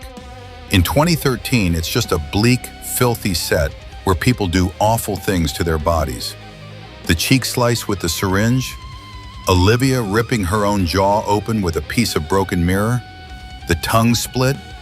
It is incredibly well-executed torture porn, Shane. It borrows far more from Saw and Hostel than it does from the actual DNA of Evil Dead. It trades atmosphere and eccentric kinetic camera work for sheer, agonizing, biological mutilation. That's not original. It was the industry standard trend of its decade. Torture porn? Are you kidding me right now, Marcus? That is an absolute insult to the craftsmanship. Fede Álvarez used 70,000 gallons of fake blood for the climax alone. That is not Saw. That is pure, operatic, high-volume Evil Dead excess taken to its absolute logical extreme. And you talk about the camera work lacking Raimi's style?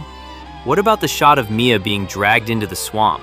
where the camera literally flips upside down to show the world tilting on its axis? What about the extreme close-up tracking shots of the syringe sliding into Olivia's cheek? The camera is actively hostile in this movie. It doesn't just sit back like a standard studio thriller. It actively chases the characters, trapping them in the frame. And the gore isn't empty. In Saw, the mutilation is a puzzle. In 2013, every single piece of physical violence is a literal, agonizing struggle against a parasitic infection. When Natalie cuts her own arm off with the electric carving knife, she isn't doing it to win a game. She is desperately trying to stop a spreading demonic cancer. It is terrifying because it is so biologically visceral. Okay, I have to jump in here because both of you are missing the middle ground. Marcus, you're right that the desaturated, ultra-bleak aesthetic was everywhere in 2013. But you're completely ignoring why it works so perfectly here. The desaturation visually represents the cold, clinical, lifeless state of Mia's physical detox. The cabin doesn't feel fun because withdrawing from heroin isn't a fun, wacky adventure. The bleakness of the environment matches her internal state. But Shane, Marcus does have a point about the lack of playfulness. By completely removing the bizarre, surrealist humor, like the laughing deer head or the goofy stop motion, the movie does occasionally risk feeling like a relentless, exhausting march toward death. There are moments where the cruelty is so unrelenting that the audience can actually start to tune out because there's no emotional rise and fall. It's just a flat, screaming line of agony from minute 30 to the credits. But that flat line of agony is the point, Chloe. The original film was called The Grueling Terror for a reason. Álvarez went back to the raw, unfiltered malice of the 1981 original and asked, what if we actually made this scary again? He succeeded so hard that it redefined what modern practical effects could achieve without relying on weightless plastic CGI. Fine, it's a great effects showcase. I'll grant you that the blood rain is an incredible technical achievement. But when the dust settles, a movie needs more than just a massive budget for red corn syrup and a desaturated lens to stand alongside the absolute lightning-in-a-bottle genius of Evil Dead 2. 2013 is a great ride, but it's a ride I've ridden in 10 other modern horror films. Name one other modern studio film that has the absolute guts to cut a girl's tongue in half, have her slice her own face off, and bury her alive in the span of 90 minutes while still maintaining a massive emotional sibling core. I'll wait, Marcus. I'll wait right here. You want me to name one other modern studio film with that exact level of relentless, grueling, trauma-fueled body horror that still tries to maintain a family core, Shane? Fine. 2009's Antichrist by Lars von Trier and 2018's Hereditary by Ari Aster. Those films handle grief, guilt, and family destruction through extreme, agonizing physical mutilation, but they do it with a distinct, haunting artistic voice. My core issue with 2013 is that it takes that exact same hyper-serious trauma horror blueprint, wraps it in the Evil Dead brand name, and acts like it's doing something revolutionary. It's a highly polished, incredibly expensive copy of an existing modern aesthetic. When Natalie saws her arm off, the makeup is flawless, but the camera angles and the muddy lighting are indistinguishable from any mid-2000s studio horror trailer. It lacks the singular, eccentric, off-kilter framing, the Dutch angles, the frantic, shaky cam POV runs, the theatrical primary color lighting that made Sam Raimi's style an actual genre of its own. It's incredibly well crafted, but it's fundamentally playing in someone else's sandbox. Antichrist and Hereditary? Marcus, those are slow burn, atmospheric, psychological art house tragedies. You cannot compare the deliberate, depressing pacing of those films to the absolute high-velocity, 100-mile-an-hour roller coaster ride of Evil Dead 2013. Álvarez didn't make a slow-burn grief movie. He made a high-octane, action-infused gore spectacle that moves with the exact same breakneck pace as Evil Dead 2, just with the comedy dial ripped off. When Mia stands in that blood rain with the chainsaw, It is a massive, triumphant, heavy metal action climax, not a quiet art house tragedy. Comparing this to Antichrist is a complete false equivalency. Okay, wrap it up. I am officially pulling the emergency brake on this train before Shane throws his coffee mug at Marcus's head. We are not going to solve the entire elevated trauma versus splatstick debate of the 21st century in this segment. The blood rain is pouring, the cabin is actively collapsing, and we need to lock the official audit ledger on the 2013 reset so we can finally move our gears toward the urban high-rise terror of Evil Dead Rise. So, I want both of you to give me your final, definitive answers on Fede Álvarez's brutal entry. What is the single definitive element you loved the absolute most about how this movie operated? And if you were sitting in that editing room with Álvarez in 2013, what is the one concrete thing you would change to make it even tighter? Even with my structural criticisms, the thing I love the absolute most is the jaw-dropping commitment to 95% practical effects. In an era where every major studio movie was completely drowning in weightless, plastic CGI, Álvarez stood his ground, ripping a face off, splitting a tongue, and pouring 70,000 gallons of actual red dye over a set. It gives the violence a tangible, sickening, biological weight that you can't help but respect. But if I'm in that editing suite, I am going to change the desaturated color grading. I would push the contrast and inject those deep, theatrical greens, blues, and harsh reds back into the cabin's interior lighting. You can keep the tone dead serious while still giving the movie the vibrant, surreal, comic book visual identity that defines the very DNA of this franchise. For me, the element I loved the absolute most is the re-engineering of the Necronomicon's rules. Having the book wrapped in barbed wire and covered in warnings, and then having Eric actually trace the text to reveal hidden, terrifying warnings beneath the ink was pure genius. It made the book feel like a living, actively hostile, contagious parasite. But if I have to change one thing, I would completely cut the pre-credits prologue with the girl being burned in the cellar by her father. While it establishes the lore, it completely ruins the slow, mounting dread of Mia's group arriving at the cabin because the audience already knows exactly what is waiting in the basement.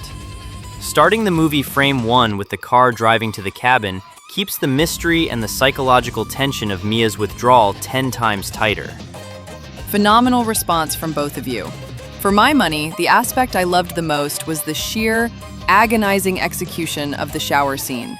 Having Mia scalding her own skin while smiling at her brother is the ultimate horrifying fusion of physical horror and deep psychological tragedy. But if I could change one thing, I would give David a much more active, defensive role in the second half. He spends a lot of the movie in a state of frozen, shocked disbelief, which makes him feel a bit passive as a protagonist compared to Mia's incredible, bloody resurrection. All right, look. Before we let Marcus and Chloe pull me into a full-scale physical brawl over 2013, we are going to tap the brakes. The 2013 cabin has been burnt, buried, and thoroughly audited. But before we drop the needle on our next music break and pivot the scare table straight into the high-rise, cheese-grater maternal nightmare of 2023's Evil Dead Rise, we have to handle a little family business. First off, if you are enjoying this absolute bloodbath of a debate, do not leave us hanging. Hit that subscribe button right now on Spotify, Apple Podcasts, or wherever you listen to your favorite podcasts.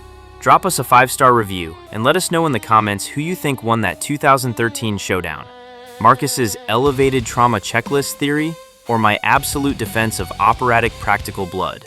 For the complete verified Evil Dead timeline, our deep dive written film audits, and custom survival metric calculators, get your butt over to the digital mothership at ghostfacehorror.com.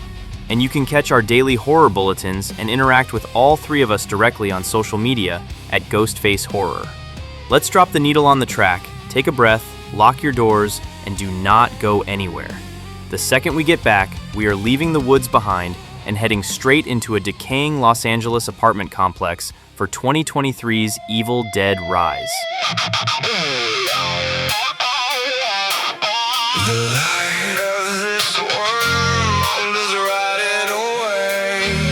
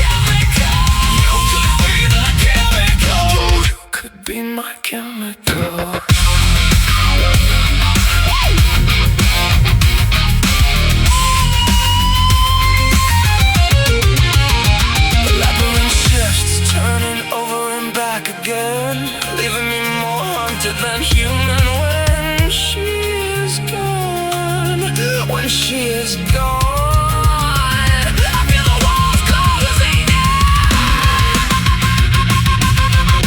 Fade be the horrors I could never dare ask for. Latch on to my vein, be my sweet poison now. Inject the sickness you know I am starving for. Suture us together. You could be my chemical. You could be the chemical. You could be my chemical. You could be the chemical. You could be my chemical. My chemical. My chemical. My chemical.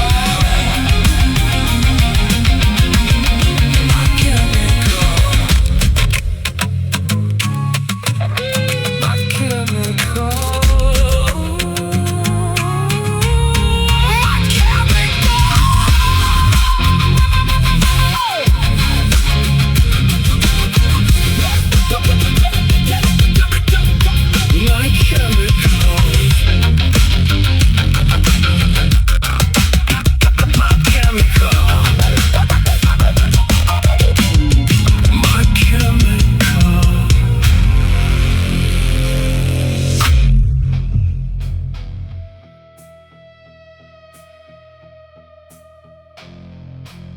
And we are back, and the scare table is officially back in session.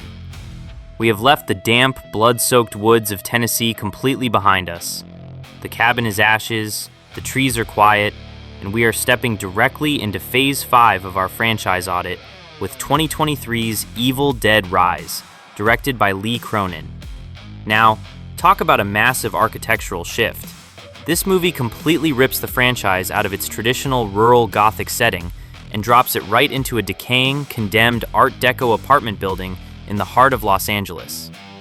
Instead of a group of college kids or friends, we are dealing with a deeply fractured family. A guitar tech sister named Beth visiting her estranged sister Ellie and Ellie's 3 kids. When an earthquake cracks open a hidden vault beneath the building, they don't just find a Book of the Dead, they find a priest's old audio recordings on vinyl. And the second those records start spinning, the nightmare shifts from cabin fever to pure maternal dread. It's a brilliant relocation of the horror, Shane. In a cabin, you can technically run into the woods, even if the woods are possessed. But trapped on the upper floors of a crumbling apartment complex, with the elevator destroyed and the stairs collapsed, the environment itself becomes an inescapable concrete tomb. And making the primary deadite a mother who is actively hunting her own children, that is some of the most pitch-black, psychologically twisted territory this franchise has ever dared to tread. Oh, absolutely, Marcus. Ellie's transformation is terrifying because it completely subverts the ultimate symbol of safety and protection, a mother's love, and turns it into a cruel, mocking weapon. Plus, the sheer domesticity of the weapons in this one, from kitchen scissors to that legendary cheese grater scene, makes every single physical impact feel agonizingly personal and close to home. It is a relentless, claustrophobic ride, and I am incredibly hyped to tear into how they pulled this off. So let's open up the audit files for 2023.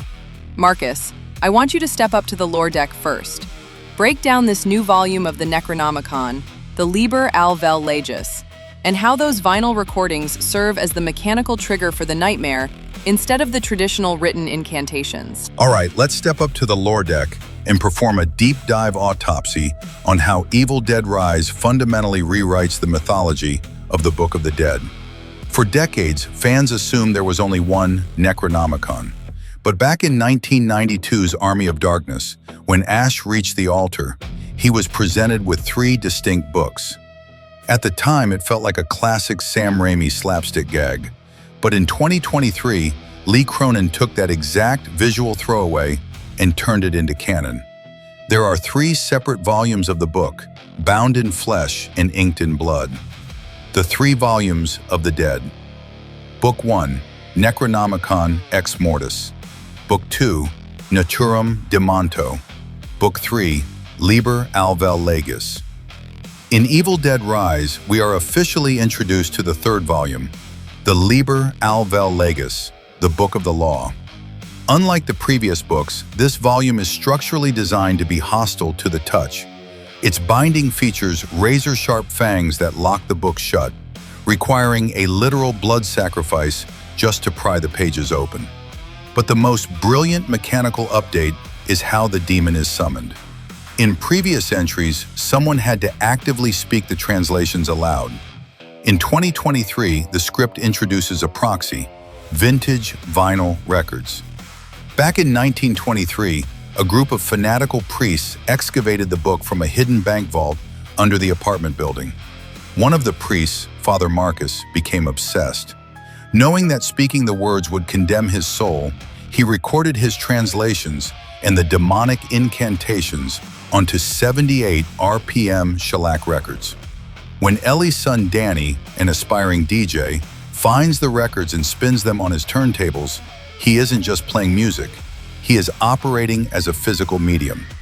The vinyl records act as an analog time capsule. The physical grooves on the record preserve the exact sound wave frequencies of the ancient Sumerian dialect. By dropping the needle, Danny broadcasts those forbidden frequencies directly into the airwaves of the apartment. The room itself becomes a physical speaker cabinet, vibrating with the spell and allowing the entity to instantly latch onto his mother, Ellie. It's a gorgeous, atmospheric piece of lore engineering that uses old-school technology to bridge the gap between 1923 and the modern day. And what makes that transition so chilling is the sheer vulnerability of it, Marcus.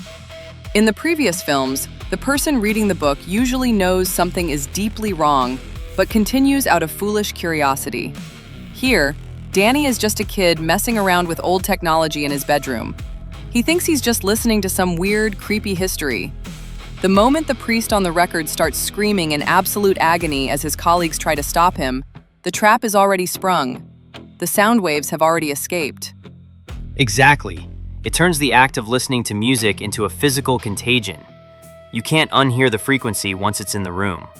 And once that frequency takes root in Ellie, the absolute bone-snapping physical and maternal nightmare begins. So let's steer the table right into the heart of the wreckage. Chloe, I want you to step up to the deck next. Take us through a complete tactical breakdown of Alyssa Sutherland's physical and psychological performance as Ellie. Let's deconstruct how she subverts the concept of maternal protection and turns it into the most terrifying, weaponized horror this franchise has ever seen. All right, let's step onto the performance deck and break down Alyssa Sutherland's absolutely terrifying work in this film. In a franchise historically defined by Bruce Campbell's hyper-expressive physical comedy, Sutherland delivers a physical performance that is so deeply agonizing, twisted, and hostile that it completely redefined what a deadite can be. The psychological core of Evil Dead Rise functions entirely on the subversion of maternal safety. For children, a mother's face, voice, and touch are the ultimate anchors of reality, their psychological tether to survival. When Ellie is possessed, the entity doesn't just hunt her kids, it actively weaponizes her maternal identity against them. It mimics her warmth, mocks her motherly instincts, and uses her intimate knowledge of her children's vulnerabilities to psychologically dismantle them before physically attacking. To understand the sheer brutality of this subversion, we have to conduct a forensic look at the pivotal tether sequence in the elevator and Ellie's terrifying descent. The elevator cable tether scene. The moment Ellie is targeted in the elevator is the film's structural gear shift. In previous Evil Dead films, the classic tree attack was used to violate and bind the victim. Cronin brilliantly modernizes this by using the decaying building's infrastructure. When the power fails, the elevator cables literally come alive, snaking out like cold, metallic, rusted vines. They wrap tightly around Ellie's neck, arms, and legs, tethering her in a suspended, agonizing chokehold inside a dark, concrete womb. It's a beautifully sick visual metaphor. She is physically bound by the very building she called home, suspended in the air as the demonic frequency completely overwrites her nervous system. Sutherland's physical contortions here, her bones popping, her throat rattling, and her eyes rolling back into a blank, milky white, show a mother being violently unmade and rebuilt as a predator. Weaponized domesticity and the peephole. Once the possession is complete, Sutherland begins a masterclass in psychological torment. The most devastating scene in the entire movie occurs when she returns to the apartment door. Her kids are inside, terrified. Instead of acting like a roaring monster, she stands in the hallway, her head tilted at a nauseating angle, cooing to them in a soft, mocking imitation of her maternal voice. "Mommy's with the maggots now."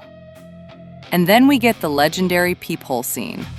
Beth is forced to watch through the front door's fishbowl lens as Ellie calmly, methodically slaughters their neighbors in the hallway. Because the camera remains locked to the tiny, distorted glass circle, the violence is both deeply intimate and horribly obscured. Ellie stares directly back into the peephole while tearing people apart, smiling with a wide, unhinged, predatory grin. She is telling her family, "I am still your mother, and I am coming back inside." It strips away any hope of safety, replacing the comforting concept of home with absolute claustrophobic dread. That is a great breakdown of the mechanical staging, Chloe. And I will absolutely concede that Alyssa Sutherland's physicality is jaw-dropping. The way she uses her height, the hyper-flexibility of her limbs, and that terrifying, frozen Cheshire cat grin is genuinely haunting.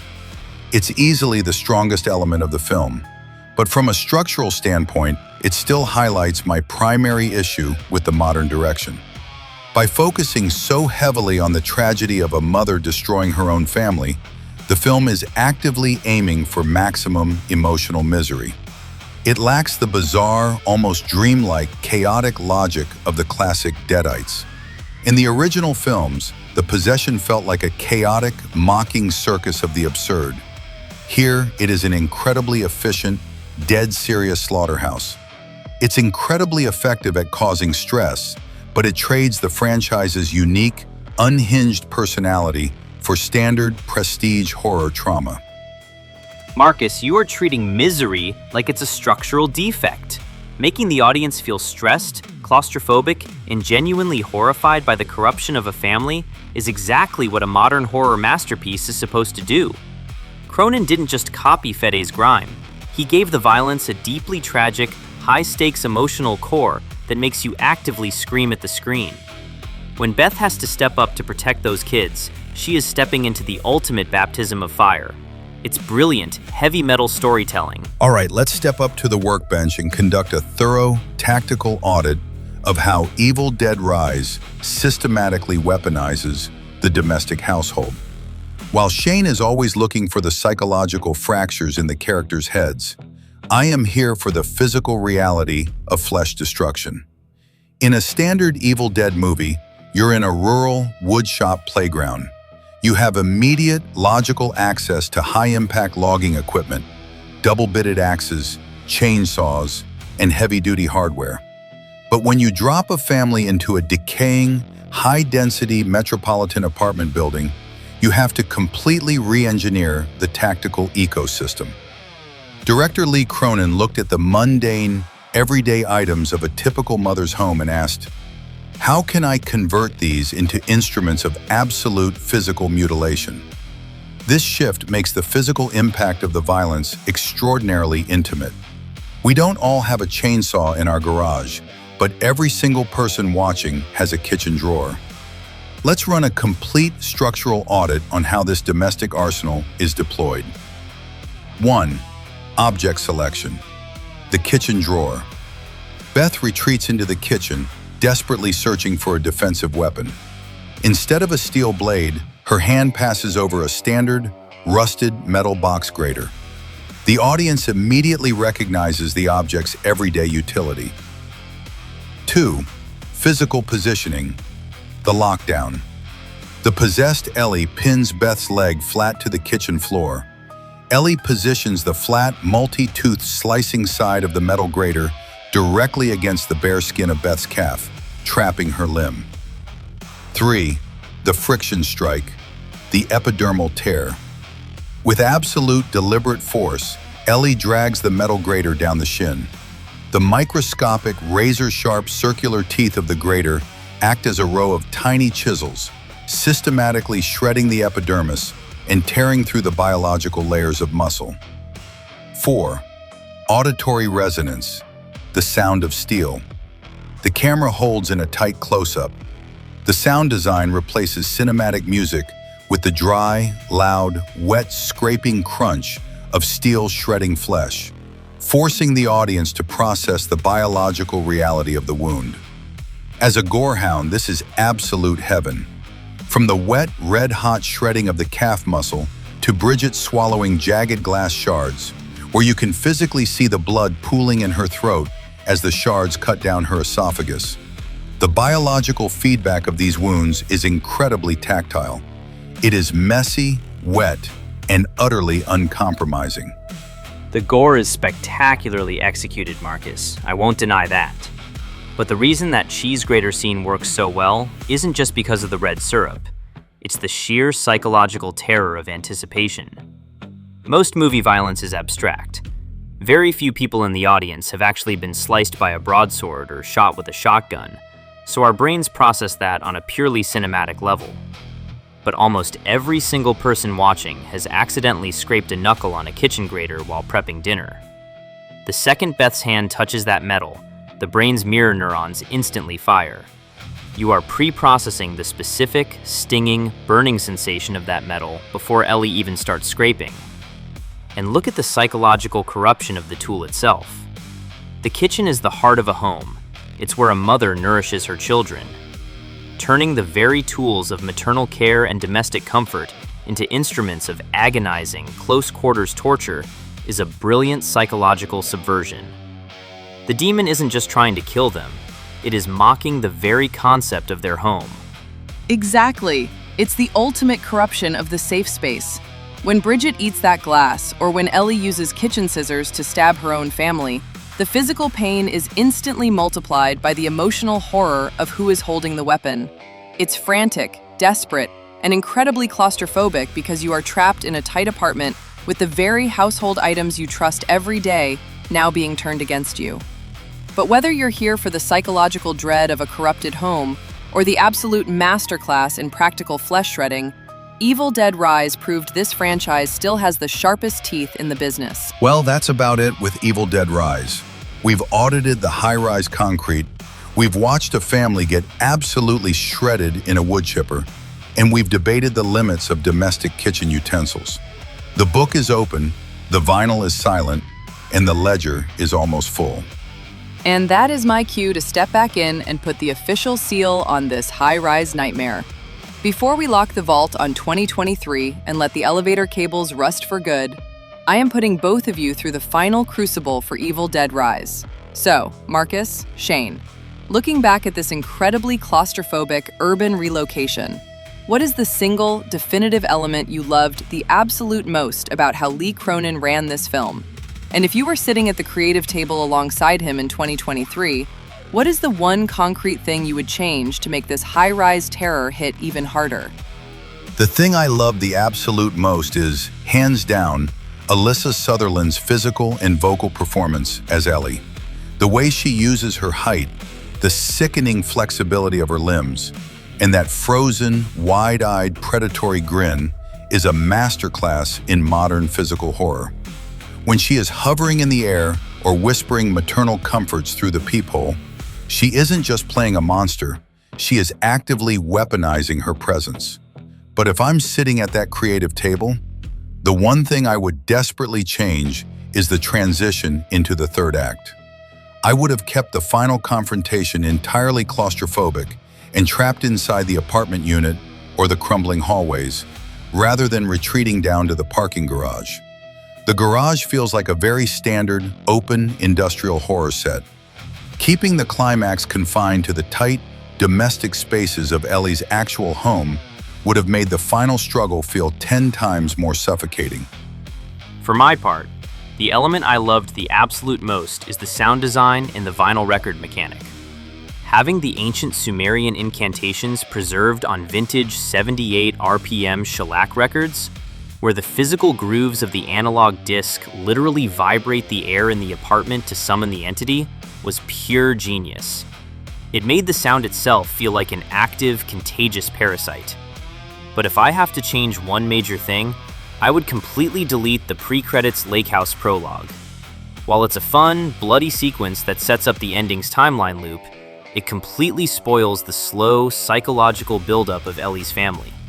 If you start the movie frame 1 inside that decaying Los Angeles apartment building, the sudden, violent descent of the family hits with a much cleaner, more devastating element of surprise. Phenomenal notes from both of you. For me, the aspect I loved the most was the sheer psychological cruelty of the peephole sequence. Forcing Beth and the kids to watch their mother methodically slaughter their neighbors through a tiny fisheye glass lens is one of the most brilliant, claustrophobic, and helpless staging choices in modern cinema. But if I could change one thing, I would give Danny a much more active, defensive role after he realizes he unleashed the entity. He spends a lot of the second half in a state of frozen guilt and shock, which makes his eventual demise feel more tragic, but also a bit passive. Giving him one major moment of tactical resistance before his possession would have made his loss punch even harder.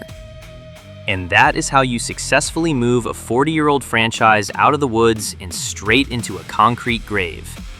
Evil Dead Rise did exactly what it set out to do.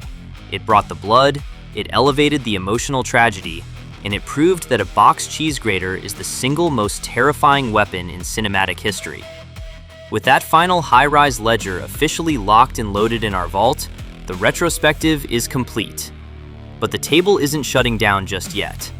If you love these frantic debates and want to see how we score our personal survival indexes for every single film we reviewed today, make sure to hit that subscribe button right now on Spotify, Apple Podcasts, or wherever you stream your horror fixes. Drop us a 5-star review and let us know in the comments. Would you survive a high-rise deadite lockdown, or are you going out in the first wave? And of course, for all our complete deep dive written analysis, exclusive horror databases, and custom metrics, head straight over to ghostfacehorror.com. Don't forget to track our daily horror audits on social media at Ghostface Horror. Now, it is time for a quick, tactical breathing room. To wrap up this era and let our gears cool down, we are dropping the needle on another massive track designed to get your blood pumping before we step into the next chapter of the night. Because the second we return, the intermissions are over. We are leaving the past behind and heading straight into theaters for the brutal family reunion from hell. Strap in, keep the lights off, and get ready, because we are diving headfirst into the brand new, newly released 2026 theatrical continuation, Evil Dead Burn. We'll be right back. It's just one of those days where you don't want to wake up. Everything is fucked. Everybody sucks. Let's go. The shadows are heavy, the air is thick. I'm the monster in the mirror, and I'm feeling sick. Yo. Hey. Let's go. Step back. What you gonna do now? I'm the phantom in the hall. Let me show you how to lose your mind in the world of red. I'm the voice of the reason that you left for dead. I did it all for the nookie. No, I did it for the fear. I've been watching from the closet for 100 years. Give me something to break. Give me an extra snap. I'm the silent killer in the red and white cap. You're moving in circles. You're chasing the ghost, but I'm the one who's leaning on the doorpost. Everything is rearranged. Everything is wrong. You've been trapped in this basement all along. I'm the braced up beast. I'm the soul-stealing king. I'm the poison in the water. I'm the bell that won't ring. I did it all for the terror, the panic and the cries. You can see the faith dying in my hollowed out eyes. My way or the highway. No, it's my way to the grave. I'm the master of the madness, and you're just the slave. Check out the hot dog flavor of the ride. I'm the body in the trunk that the police forgot. I'm in together now with the dark and the cold. A story of a slasher that was never told. Keep rolling off the edge of the world. I'm the nightmare in the corner where the smoke is curled. You think you're full Nelson, but you're losing your grip. I'm the captain of the sick and blood-drenched ship. You're moving in circles, you're chasing the ghost, but I'm the one who's leaning on the doorpost. Everything is rearranged, everything is wrong. You've been trapped in this basement all along.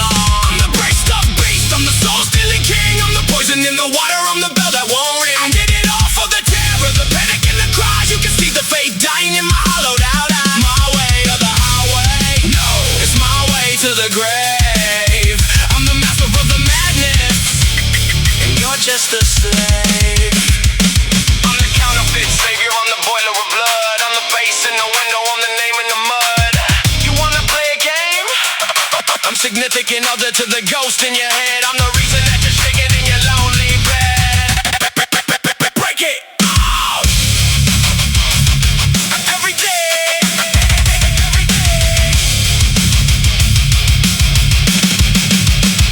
You're moving in circles, you're chasing the ghost, but I'm the one who's leaning on the doorpost. Everything is rearranged, everything is wrong. You've been trapped in this basement all along. I'm the great up beast, I'm the soul-stealing king. I'm the poison in the water, I'm the bell that won't ring. I did it all for the terror, the panic and the cries. You can see the faith dying in my hollowed out eyes. My way or the highway, no, it's my way to the grave.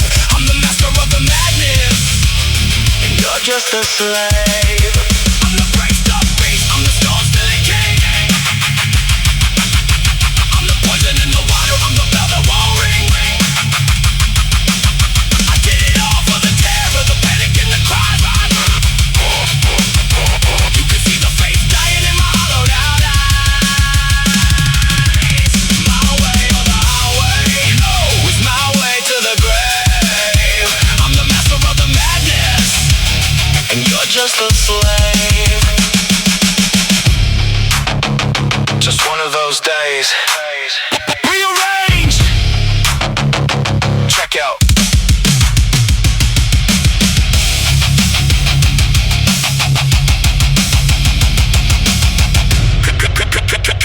Check out.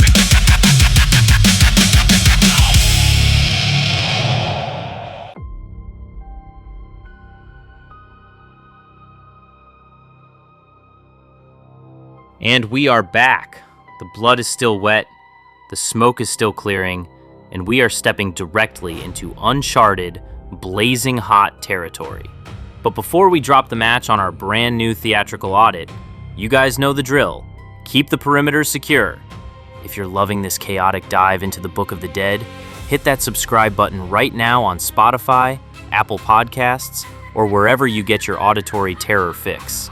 Throw us a 5-star review and leave a comment letting us know your thoughts on the modern era of the franchise. For our complete slasher database, deep dive written film audits, and custom survival metrics, get your butt over to the digital mothership at ghostfacehorror.com. And as always, track our daily cinematic updates and argue with us directly at jointhediscussion@ghostfacehorror.com. Now, let's light the fuse. Fresh out of theaters, we are breaking down the newly released 6th installment in the legacy, Sébastien Vaniček's Evil Dead Burn. Vaniček, the French director who absolutely blew everyone away with the spider horror flick Infested, takes us completely out of the high-rise and drops us into a secluded, claustrophobic country house. We are following Alice, played by Suhaila Yacoub, who is attending a deeply tense, grief-stricken family gathering following the sudden death of her husband. But this isn't just an awkward family reunion. Once the ancient forces get unleashed, it becomes a literal family reunion from hell as they start turning into deadites one by one. And when Vaniček says burn, he means it. If you thought the desaturated cabin in 2013 or the crumbling apartment in Rise were bleak, this movie turns the temperature up to a localized, fiery hell. The aesthetic is incredibly aggressive, combining the raw, relentless kinetic energy Vaniček is known for with some of the most frantic, claustrophobic camera work we've seen yet. But most importantly, the weapons. We've had chainsaws, we've had cheese graters, but this movie introduces a high-speed jackhammer to the arsenal, and the biological destruction is absolutely massive. And the psychological foundation is incredibly tragic, Marcus. We are dealing with a family already completely fractured by grief, forced to gather for a cremation, which makes the thematic presence of fire and ash hang over every single frame of the film. When the people you are grieving with suddenly become the monsters tearing the house apart, the emotional toll is devastating. So, the table is hot, the embers are glowing, and the audit is officially open. Shane, since this is your first look at Vaniček's transition, take the lead. Where are we pointing the lens first on Evil Dead Burn? Let's dive straight into Alice's character arc, because what Sébastien Vaniček co-wrote with Florent Bernard here is a psychological masterpiece. You see, most standard horror films treat grief as a simple, tragic weight. But in Evil Dead Burn, grief is not a passive sadness. It is a toxic, suffocating prison. Alice, played with an absolute raw intensity by Suhaila Yacoub, is not mourning her husband Will because she loved him. She is mourning the years of her life that he stole through systematic physical and emotional abuse. Vaniček establishes this psychological trap immediately at the lake house. The trauma, years of Will's systemic abuse and gaslighting. The prison, the in-laws' toxic demands for grief. The catalyst, Deadite Will, weaponizes her guilt. The trap of expected grief. When Alice arrives at the secluded family home, she is surrounded by her in-laws, the Price family. Her father-in-law Edgar and mother-in-law Susan demand that she play the role of the shattered, grieving widow. They expect her to weep, to mourn, and to validate their idealized version of Will. But Alice's grief is a complex, silent trauma. She has a literal scar on her body from where Will threw boiling water on her. She feels a profound, secret sense of relief that her tormentor is dead, and the family's passive-aggressive pressure to force her to grieve him is its own form of psychological violence. This creates the perfect psychological fracture for the Deadites to exploit: the weaponization of the abuser. This is where Vaniček's genius shine. When the family members inevitably become infected, the demon doesn't just attack Alice physically. It takes her dead husband Will's memories, his voice, and his face, and uses them to wage psychological warfare. The demonic loophole. The Deadites' target. Alice's residual guilt. You wanted me dead. This is your fault. The psychological struggle. Fight the physical monster while mentally separating her guilt from her survival. Alice realizes destroying his body is her final, literal escape from his control. When Deadite Will pursues her, mocking her and weaponizing the guilt of her relief, Alice's fight for survival becomes a literal extension of her need to escape her marriage. Her husband had isolated her, burned her, and controlled her. In the third act, when she is forced to physically dismantle him to survive, she isn't just killing a monster. She is systematically destroying the physical manifestation of her trauma. The physical violence is the literalization of her psychological liberation. When she finally traps him and puts him down, she is finally, permanently free of his control. That is an incredibly sharp reading of her arc, Shane. And honestly, it's the main reason the final battle in the tar pit feels so earned. But from a purely physical effects standpoint, Vaniček uses that psychological weight to make the violence even meaner. The family's toxic legacy and their complete denial of Will's abuse acts as the emotional fuel for the carnage. When Edgar and Susan turn, they aren't just screaming monsters. They are vocalizing every single passive-aggressive, victim-blaming excuse they made for their son while he was alive. It turns the house into a literal, physical pressure cooker of generational poison. Exactly, Marcus. It's why Alice's struggle feels so much more desperate. She is fighting a family that is physically trying to drag her down into their own burning, toxic grave. And the fact that she has to use her own husband's family legacy, the Kandarian dagger they kept hidden, to ultimately vanquish them is the ultimate poetic justice. But speaking of that final, fiery showdown in the mud, we need to talk about the sheer mechanical brutality of the climax. Okay, you want me to throw the niceties out the window and break down exactly how Sébastien Vaniček turns this secluded country house into a literal meat grinder? Let's do it.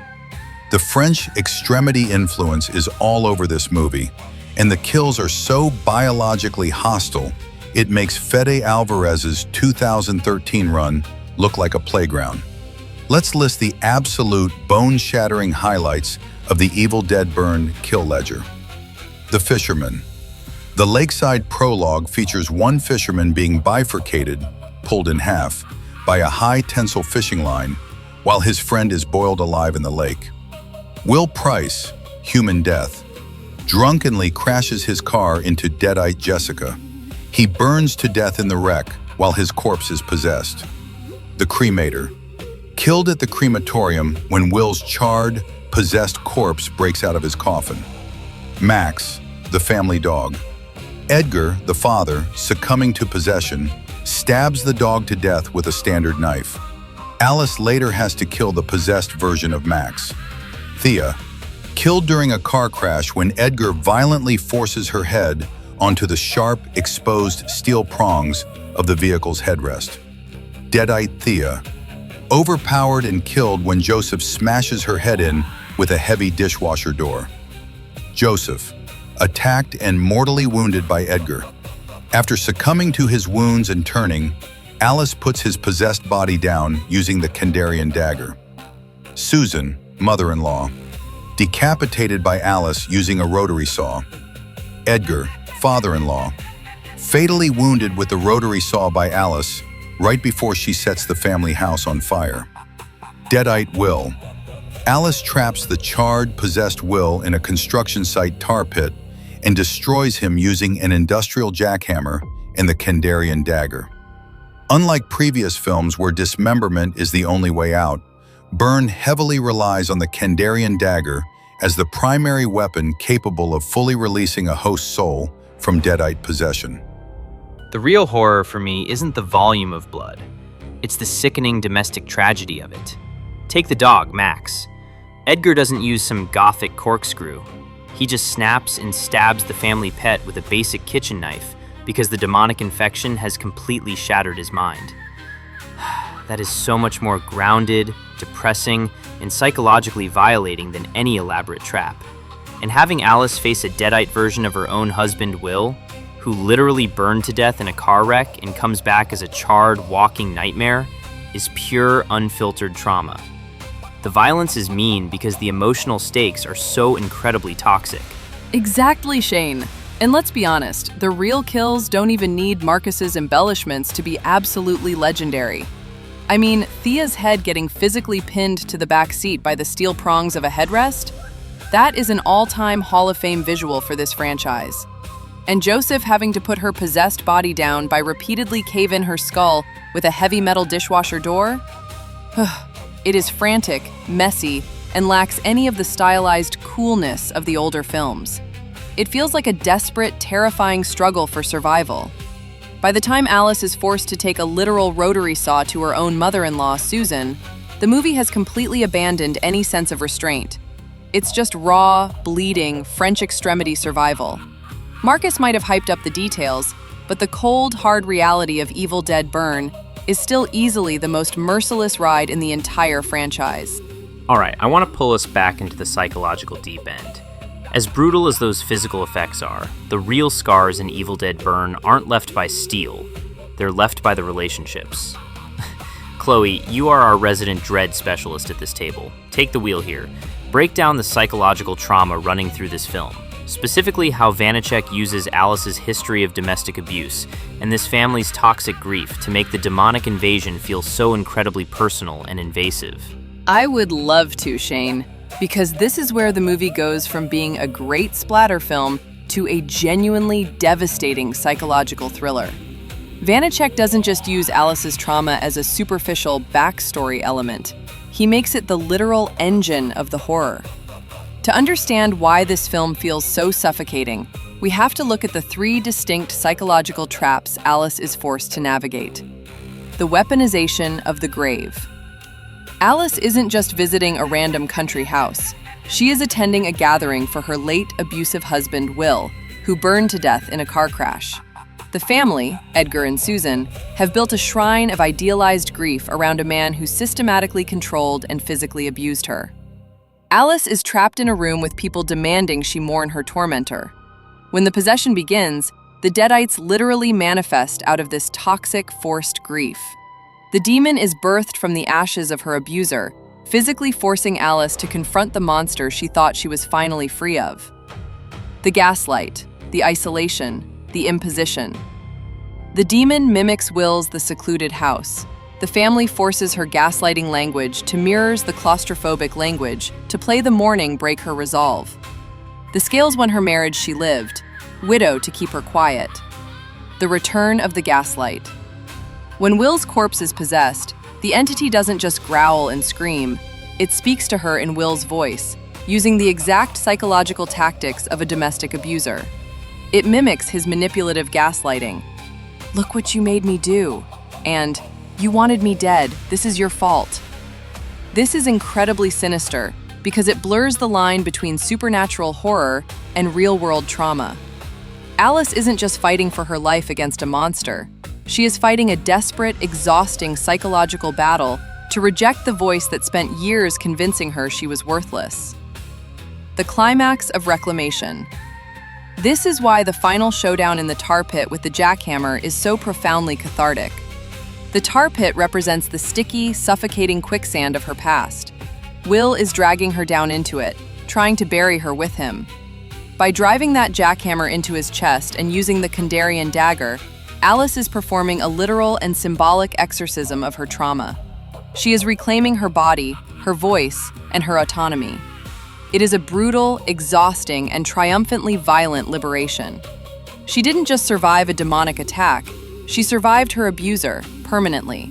That is an incredible breakdown, Chloe. It completely changes how you look at the physical gore. Every swing of the saw and every strike of the jackhammer isn't just survival. It's her tearing down the walls of the prison her husband and his family built around her. It's easily the most mature and emotionally resonant writing we've ever seen in an Evil Dead film. I completely agree. It gives the wet, messy, practical effects a weight that makes you feel every impact in your chest. It's not just mindless splatter, it's narrative violence at its absolute finest. All right, the table is cleared of fake blood and heavily exaggerated corkscrews. We are officially in a free-for-all on Sébastien Vaniček's Evil Dead Burn. The mics are hot, the movie is fresh, and I want to hear the raw, unfiltered thoughts. Let's start with a surprise, because for all my screaming about psychological trauma, I actually think this might be the most visually kinetic, beautifully shot film in the entire franchise. Vaniček's style is just electric. Disagree with me, Marcus. I know you want to. Oh, I'll agree that it looks gorgeous, Shane. But let's be real. Visually kinetic is just code for, I hope the audience doesn't notice we're using the same cabin-in-the-woods structure for the 4th time. Don't get me wrong, I love the aggression of the kills. Tia getting pinned to the seat by a headrest? Absolute poetry.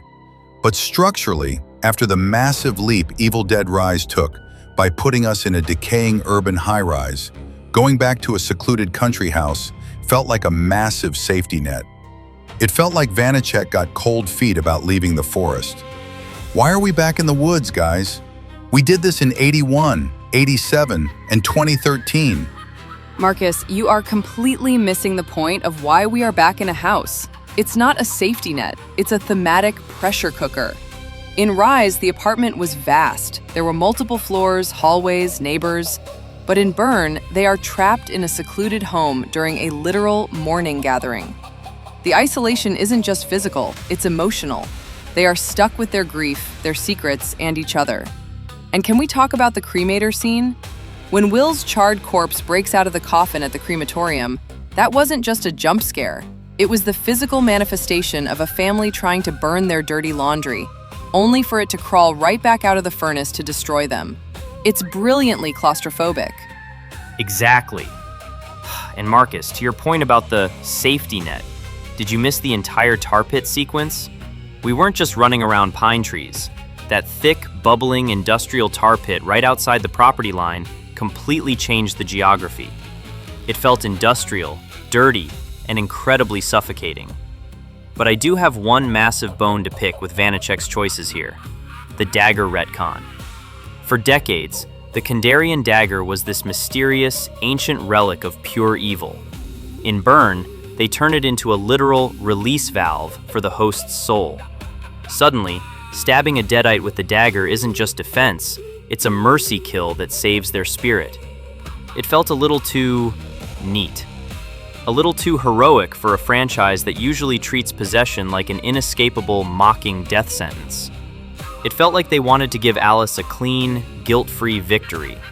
Oh, I am 100% with you on that, Shane. That dagger retcon made me roll my eyes so hard I nearly saw my own brain. Evil Dead is at its best when it is cruel and chaotic. The moment you introduce a magic save their soul button, you're turning a survival horror nightmare into a dark fantasy quest.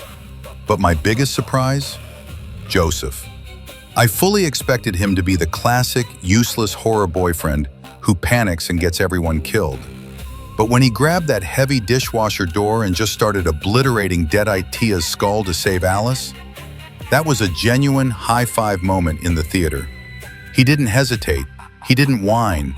He just went to work with domestic appliances. It was fantastic. It was a great moment, Marcus, but it also made his eventual death and possession hurt twice as hard. That's the real cruelty of the movie. My biggest disappointment, though? The treatment of Susan, the mother-in-law. She spends the entire first half being this incredibly passive-aggressive, toxic matriarch who is practically begging to get possessed. But when she finally turns, her Deadite persona is just loud.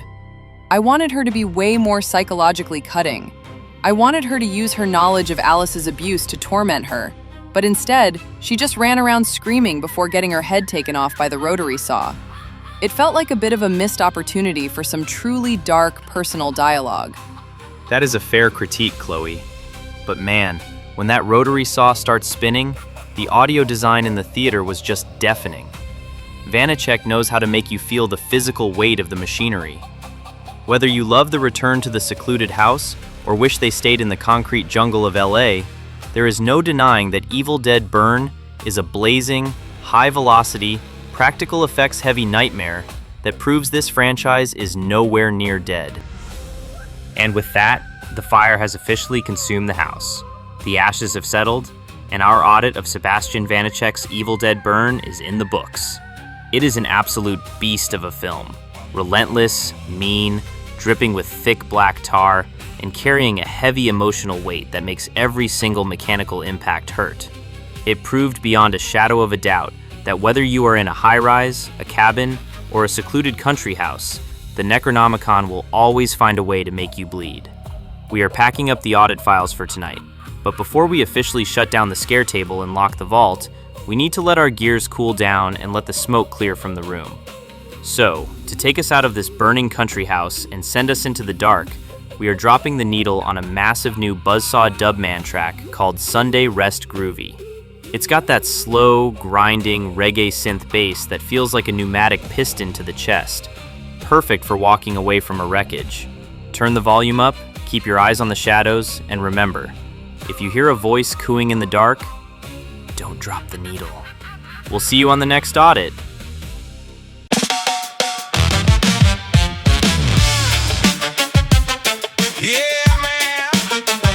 Hold on, scratch that, cut the music. Bring the faders back up because Marcus is waving his arms at me from across the glass, and he is 100% right. We are not shutting down this table yet. How could we possibly wrap up the ultimate Evil Dead retrospective and skip the glorious, blood-soaked 3-season television masterpiece that is Ash vs. Evil Dead? That is a massive oversight. We can't lock the vault on this franchise without talking about the return of the king, Bruce Campbell, and the absolute peak of the series' splatter comedy era. Thank you. I was about to throw my headphones at your head, Shane. You can't just talk about the grim, ultra-serious modern films and ignore the 3 years where stars gave Sam Raimi, Rob Tappert, and Bruce Campbell a blank check to spray thousands of gallons of blood all over our TV screens every single week. Ash vs. Evil Dead is the literal bridge between the classic trilogy and the modern era. It took Ash Williams, 30 years older, living in a trailer park, wearing a girdle, and still making terrible life decisions, and forced him to team up with Pablo, Ray Santiago, and Kelly, Dana DiLorenzo, to fight the ultimate resurgence of the Deadites.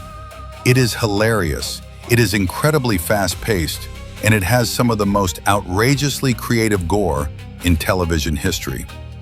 And let's be honest, from a character perspective, it is the only time we actually get to see Ash deal with the psychological aftermath of the original cabin. For 30 years, he's been running from his past, self-medicating, and hiding out in Elk Grove. The show does a brilliant job of exploring his arrested development. He's still physically acting like a cocky 20-something hero, but his body is failing him, and his reputation in his hometown is literally Ashy Slashy, the local urban legend who went crazy and murdered his friends in a cabin. The psychological weight of his survivor's guilt is wrapped in 3 layers of perfect slapstick gold. It is absolute television perfection, and it ran for 30 glorious episodes of unadulterated madness. So boys, how about we get back to that music break? You got it. We will be right back.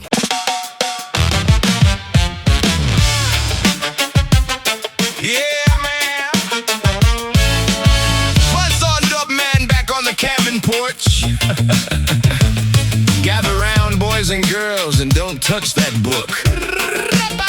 Especially if the cover has a face and it's bound in human skin. We're taking a trip to the woods, you know, groovy. We took a little road trip, just 5 of us in a car, to a dusty little cabin which was probably too damn far. We found a dusty tape recorder down there in the dark.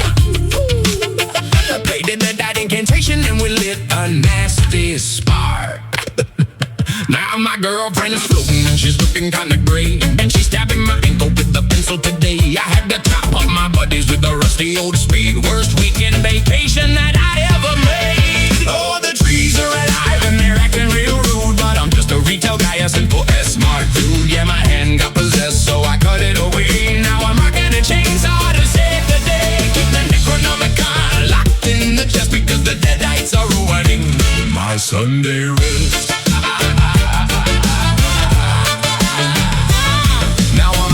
Myself and the cabin is mad. Even the deer head on the wall is laughing real bad. My own severed hand is giving me the bird. This whole situation is completely absurd. I bolted on the yellow hum, the chainsaw to the wrist, modified my 12 gauge with a tactical twist. I'm back flipping, shotgun slipping, feeling the groove, but then a giant vortex made a temporal move. Oh, the trees are alive and they're acting real rude, but I'm just a retail guy, a simple S-smart dude. Yeah, my hand got possessed, so I cut it away.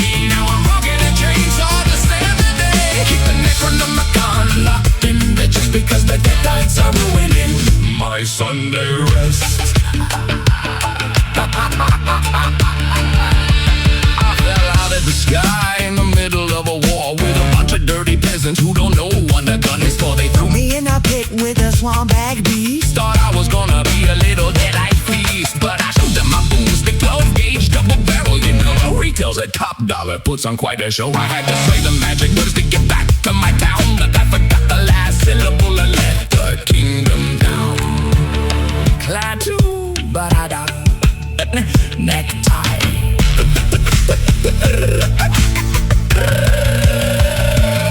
Now there's a tiny little bee running out of the mirror. He's kicking my shins, and it's getting weirder and weirder. And my evil twin is leading an army of gold. Steal the book of the dead and destroy all our homes. Listen, skeleton guys, I just wanna go back to my S-smart job. I work housewares, I don't wanna fight a skeletal mob. Can we just smoke a little peace pipe and chill? No? Okay. Time to fire up the Oldsmobile.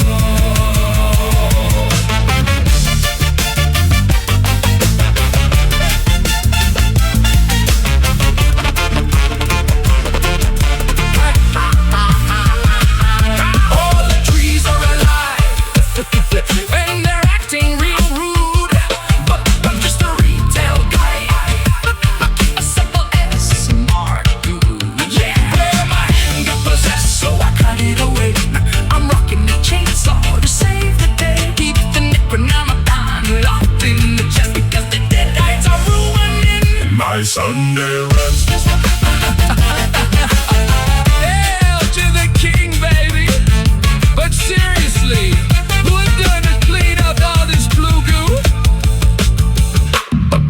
Basada man signing off. S-smart discount doesn't cover demonic possession. We're taking a trip to the woods, you know, for Groovy.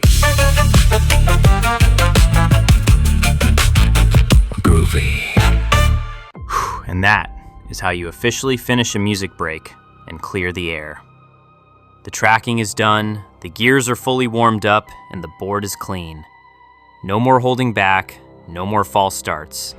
The break is officially over, our heads are straight, and we are standing on the absolute threshold of the most unhinged, blood-splattered television series to ever hit a premium cable network. Marcus, the constraints are off. Throw the ledger open. Let's launch this Ash vs. Evil Dead audit right now. Trying to pack a 3-season, 30-episode series into a quick plot summary completely flattens the energy of the show. It feels too academic, and you lose the chaotic, rock and roll spirit that makes Ash vs. Evil Dead so great. To really do a meticulous, line-by-line tactical and psychological analysis of the entire show, we would need a dedicated 4-hour special episode just for the series alone. An open, free-for-all roundtable discussion is absolutely the better route to take here. It lets us trade blows on what worked, what missed, the tonal balance between horror and slapstick comedy, and the legendary practical effects without getting bogged down in, and then this happened, plot beats. Let's toss out the script, open up the mics, and let's just discuss the series as a whole. Thank God, let's throw that outline directly into the wood chipper. A chronological breakdown of 30 episodes is the fastest way to kill the vibe of a show fueled by nitrous oxide and cheap beer. Let's do a complete free-for-all on the series as a whole. And I'll kick the door down first. My absolute favorite thing about this entire show is how it masterfully handles splatstick, that perfect, hyper-specific cross-section of Three Stooges physical comedy and Peter Jackson-level blood torrents. Bruce Campbell doing physical battle with a possessed killer doll or getting dragged ass-first into a cadaver is peak entertainment because his physical comedy skills are still sharp as a razor. It shouldn't work on television, but it does. Oh, it absolutely works, Shane. Because the show understands that in the Evil Dead universe, gravity and biology are jokes. My hot take for the table? Season 2 is the absolute pinnacle of the entire franchise, even over the movies. The practical effects team went completely unhinged. They weren't just spraying blood from pipes, they were inventing new ways to mutilate the human form. The morgue sequence in The Confinement, where Ash's head is literally pulled inside a corpse's digestive tract, is one of the most mechanically complex, nauseating, and utterly brilliant pieces of practical body horror ever put on a screen. It's disgusting, it's hilarious, and it takes real genius to build a rig like that. It's a legendary sequence, Marcus, but I'm going to push back a bit on the comedy. As much as I love the splatstick, my biggest frustration with the free-form nature of the series is the tonal whiplash. In one episode, you have this incredibly dark, genuinely terrifying sequence where Kelly's mother is possessed and mentally torturing her family, which plays like pure 1981 Raimi dread. Then, 2 minutes later, Ash is making a crude dick joke or doing a literal cartoon double take. When the show hits its horror peaks, it is fantastic. But there are stretches where the comedy gets so broad it completely strips away the stakes and the danger of the Deadites. They stop being terrifying demons and just become bowling pins for Ash to knock down. That is a totally valid critique, Chloe. But I think that whiplash is exactly what makes the character dynamics of the Ghost Beaters work so well. Ash needs to be an idiot for the show to function. If he was a brooding, traumatized hero, the series would be unwatchable gloom. But because he's this arrogant, aging toddler who wears a girdle and drinks cheap draft beer, he balances out the genuine, raw trauma that Kelly and Pablo are carrying. Kelly is the actual badass of the show. Dana DiLorenzo plays her with this fierce, volcanic rage that anchors the stakes. She gives the audience someone to root for who actually treats the apocalypse with the gravity it deserves, while Ash is just trying to find a good parking spot for his Delta 88. And can we talk about Ruby? Having Lucy Lawless step into this universe as an ancient, immortal Dark One was a total masterstroke. She brought this icy, high fantasy gravitas that contrasted perfectly with Ash's trailer park energy. Watching the two of them forced to team up in Season 2 because her own demonic children turned on her?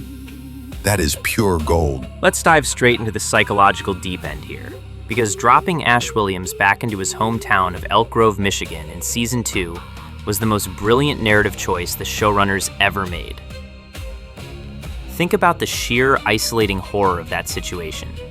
For 30 years, Ash hasn't just been running from demons, he's been running from a reputation. To the rest of the world, the cabin in 1981 was a tragedy, or a mystery. But to the people of Elk Grove, the people he grew up with, went to high school with, and whose kids he took out to the woods, Ash isn't a hero. He is the urban legend, Ashy Slashy, the local psycho who chopped up his friends and his girlfriend in a cabin because he lost his mind. The real-world isolation. His own father, Brock, disowns him as a murderer. The local sheriff treats him like a ticking bomb. The town kids create mocking jump rope rhymes. The ultimate demonic weapon.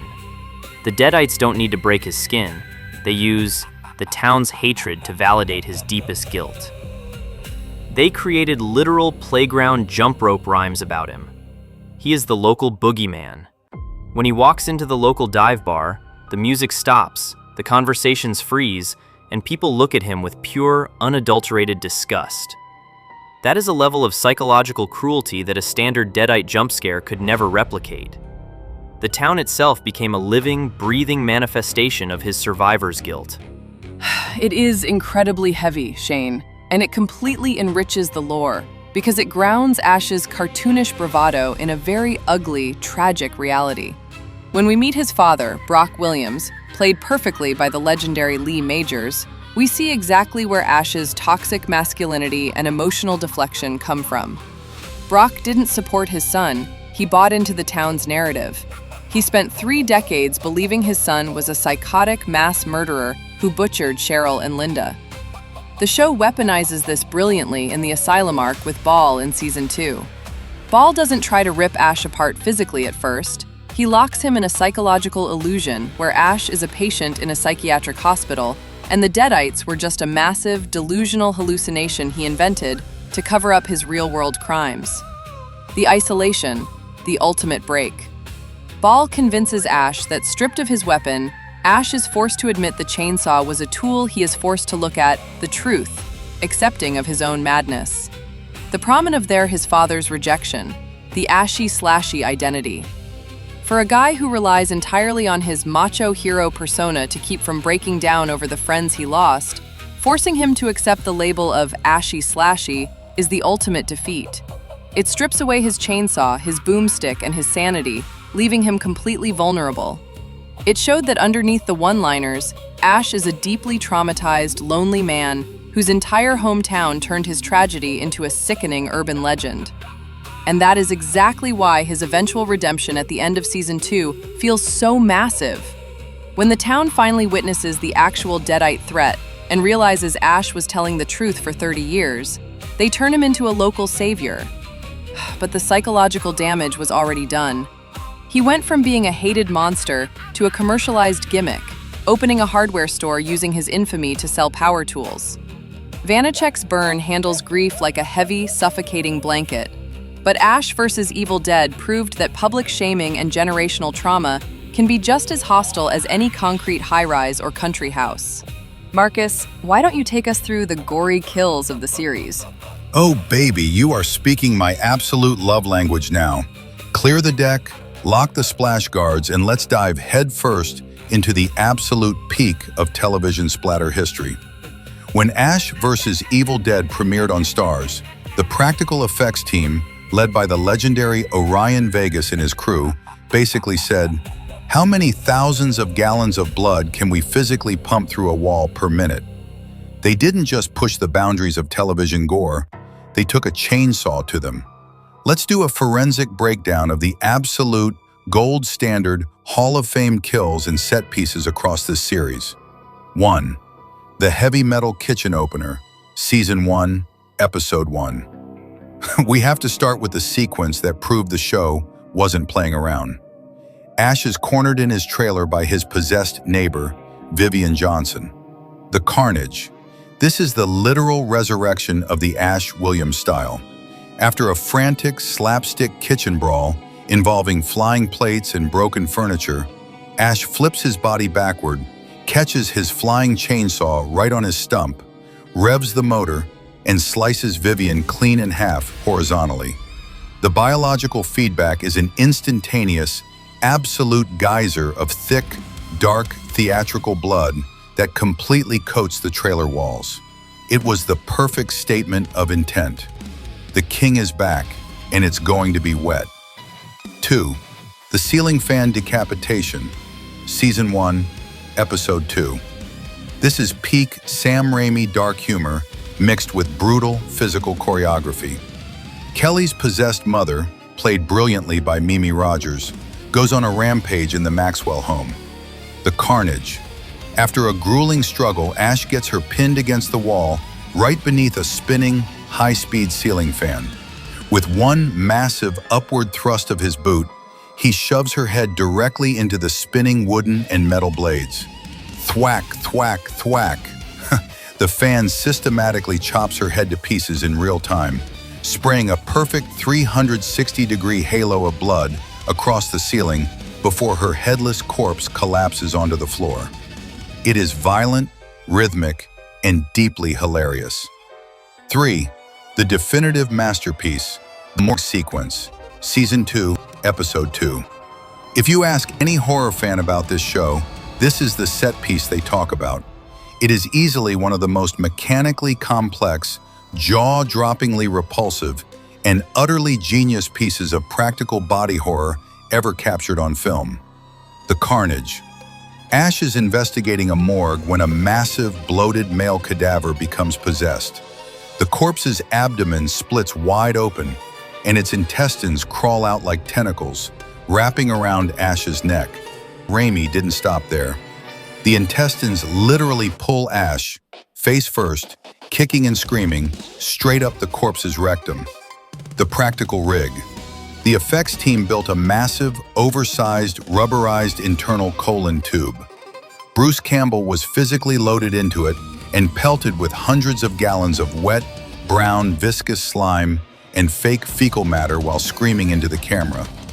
When he finally escapes by revving his chainsaw from the inside and bursting out of the corpse's stomach cavity in a tidal wave of fluids, you don't know whether to cheer, throw up, or give the effects team an Oscar.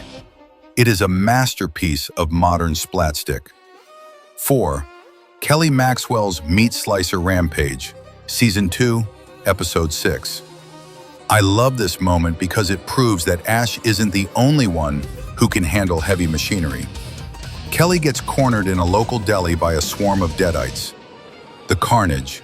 Instead of panicking, she grabs a possessed deadite by the hair and violently jams his face directly into a high-speed, industrial deli meat slicer. The wheel spins, and the camera stays completely locked on as the blade systematically shaves his face off, sheet by bloody sheet, like high-grade pastrami. Dana DiLorenzo plays it with this volcanic, screaming rage that makes it one of the most badass, crowd-pleasing moments in the entire 3 seasons. 5.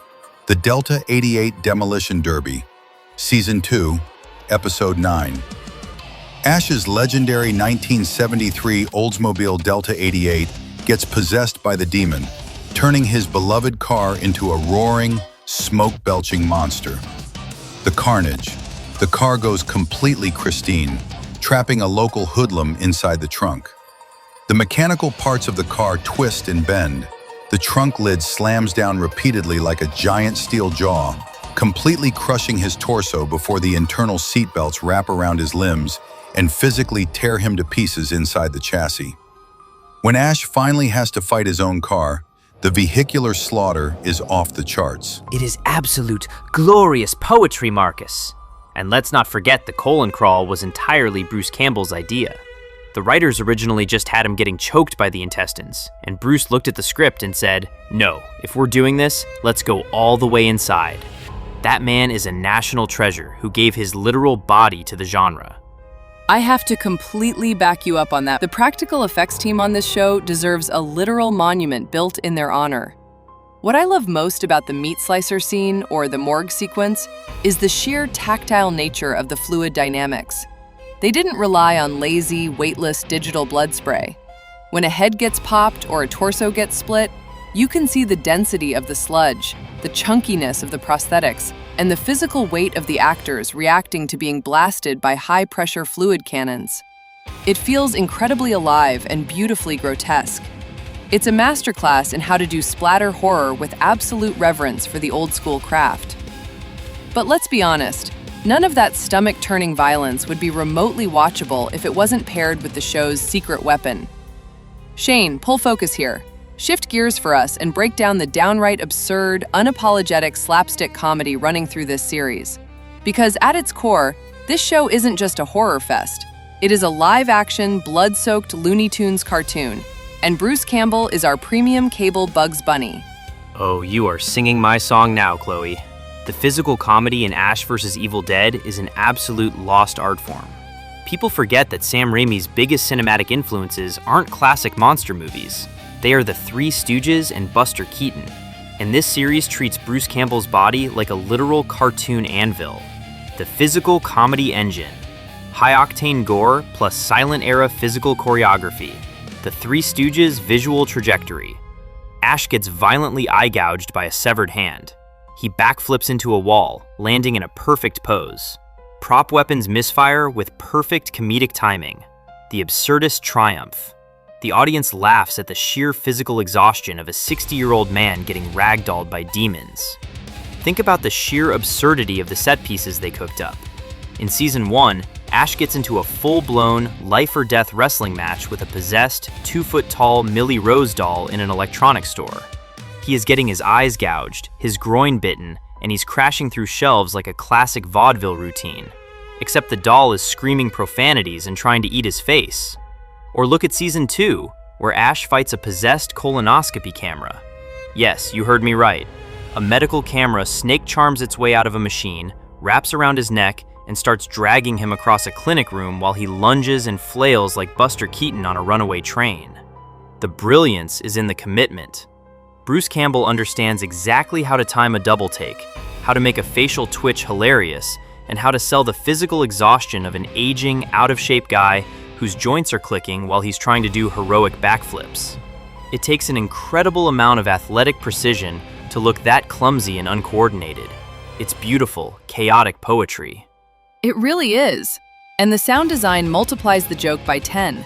Every time Ash gets hit in the face with a skillet or a ceiling fan blade, they mix in these wet, crunchy, highly exaggerated cartoon sound effects.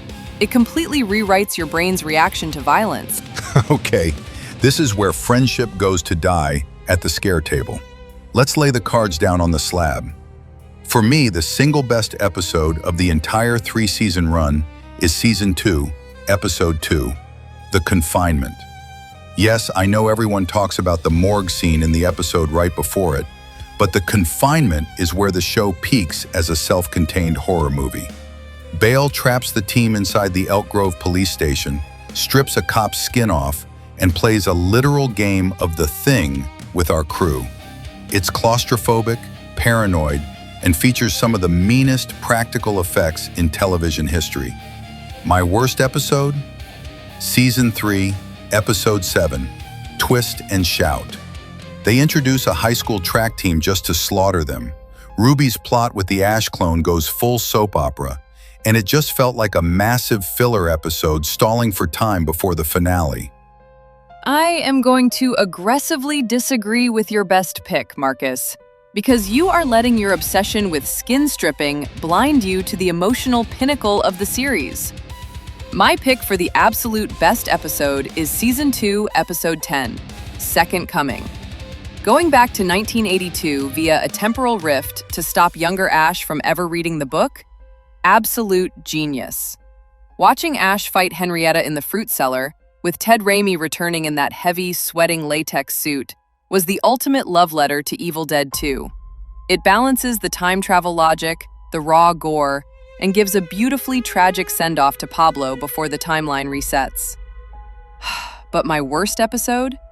Hands down, Season 3, Episode 4, Baby Proof. The entire episode is just Ash trapping a possessed, demonic infant inside a hardware store. It is 20 straight minutes of loud, screeching, lowbrow diaper jokes and weightless CGI baby jumps. It felt like a terrible, edgelord version of Home Alone and completely tanked the momentum of the season. Okay, Chloe. Baby Proof is definitely rough. But you guys are both sleeping on the literal crown jewel of the series.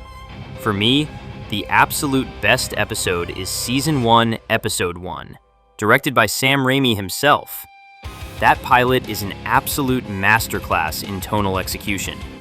In 40 minutes, Raimi establishes 30 years of Ash's sad trailer park isolation, introduces Pablo and Kelly, drops that terrifying possessed doll sequence, and delivers the most cinematic, blood-drenched trailer brawl ever filmed. It proved to the world that Evil Dead could survive on television without losing an ounce of its cinematic DNA. Now, for my worst episode, I'm throwing a wrench in the gears. Season 2, Episode 8, Ashy Slashy. Hear me out. The concept of the talking, ashy slashy hand puppet tormenting Kelly inside the asylum is hilarious on paper. But the actual execution? The pacing grinds to an absolute halt. The asylum sets look incredibly cheap and flat, and the puppet's jokes wear thin after the first 3 minutes. It felt like a sketch comedy bit that got accidentally stretched into a full episode, and it completely wasted the psychological tension Bale had built up. Whoa. Calling Ashy Slashy the worst episode when Baby Proof exists with a literal CGI demon toddler throwing feces? Shane, your inner film bro is showing. That puppet is an absolute icon. Agreed, Marcus. Shane is completely out of his mind on that one. The puppet dialogue with Kelly is one of the most memorable things from Season 2. But that's the beauty of this show. Even when we're fighting over the valleys, the peaks are some of the greatest horror television ever made. All right, let's step back from the ledge. Before Marcus throws a prop chainsaw at my head across the console, we will officially agree to disagree on Ashy Slashy. That is the absolute beauty of this franchise. Whether you are here for the psychological trauma, the ancient Sumerian relics, or a foul-mouthed hand puppet, there is a seat for everyone at this table. But the digital clock on the wall is glowing red, the tubes are cooking, and it is officially time to pack up the autopsy tools and close the ledger on our ultimate Evil Dead Marathon retrospective. But before we drop the curtain, let's run the lightning-fast diagnostic on where this legendary road trip took us tonight. The Evil Dead, 1981.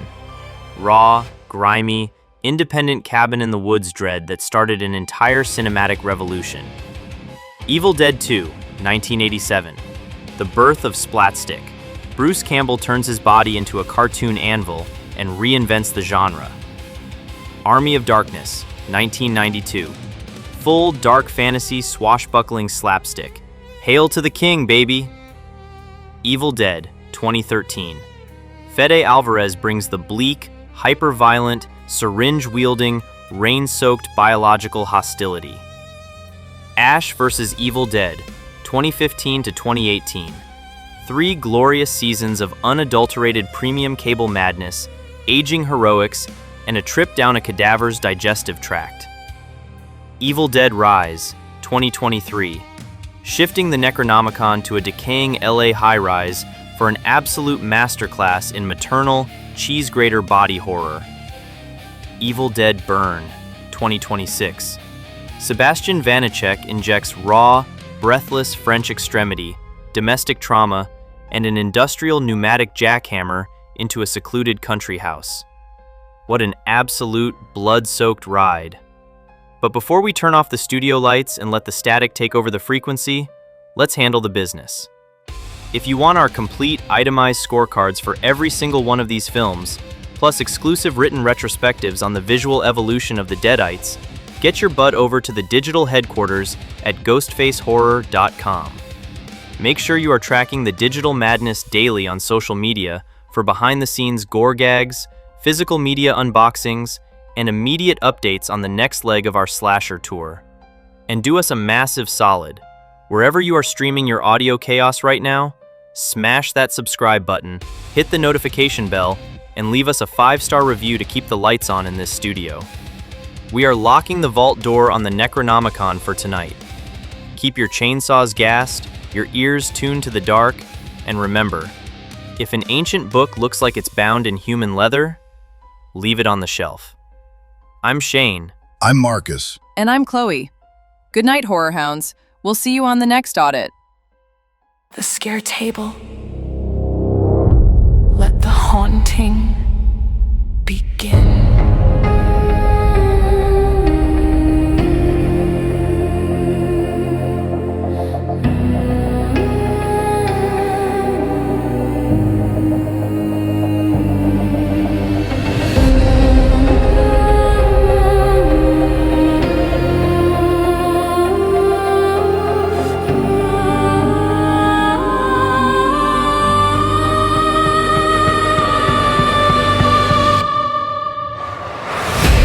The Scare Table is proudly brought to you by GhostfaceHorror.com, where independent horror journalism meets hardcore forensic genre analysis.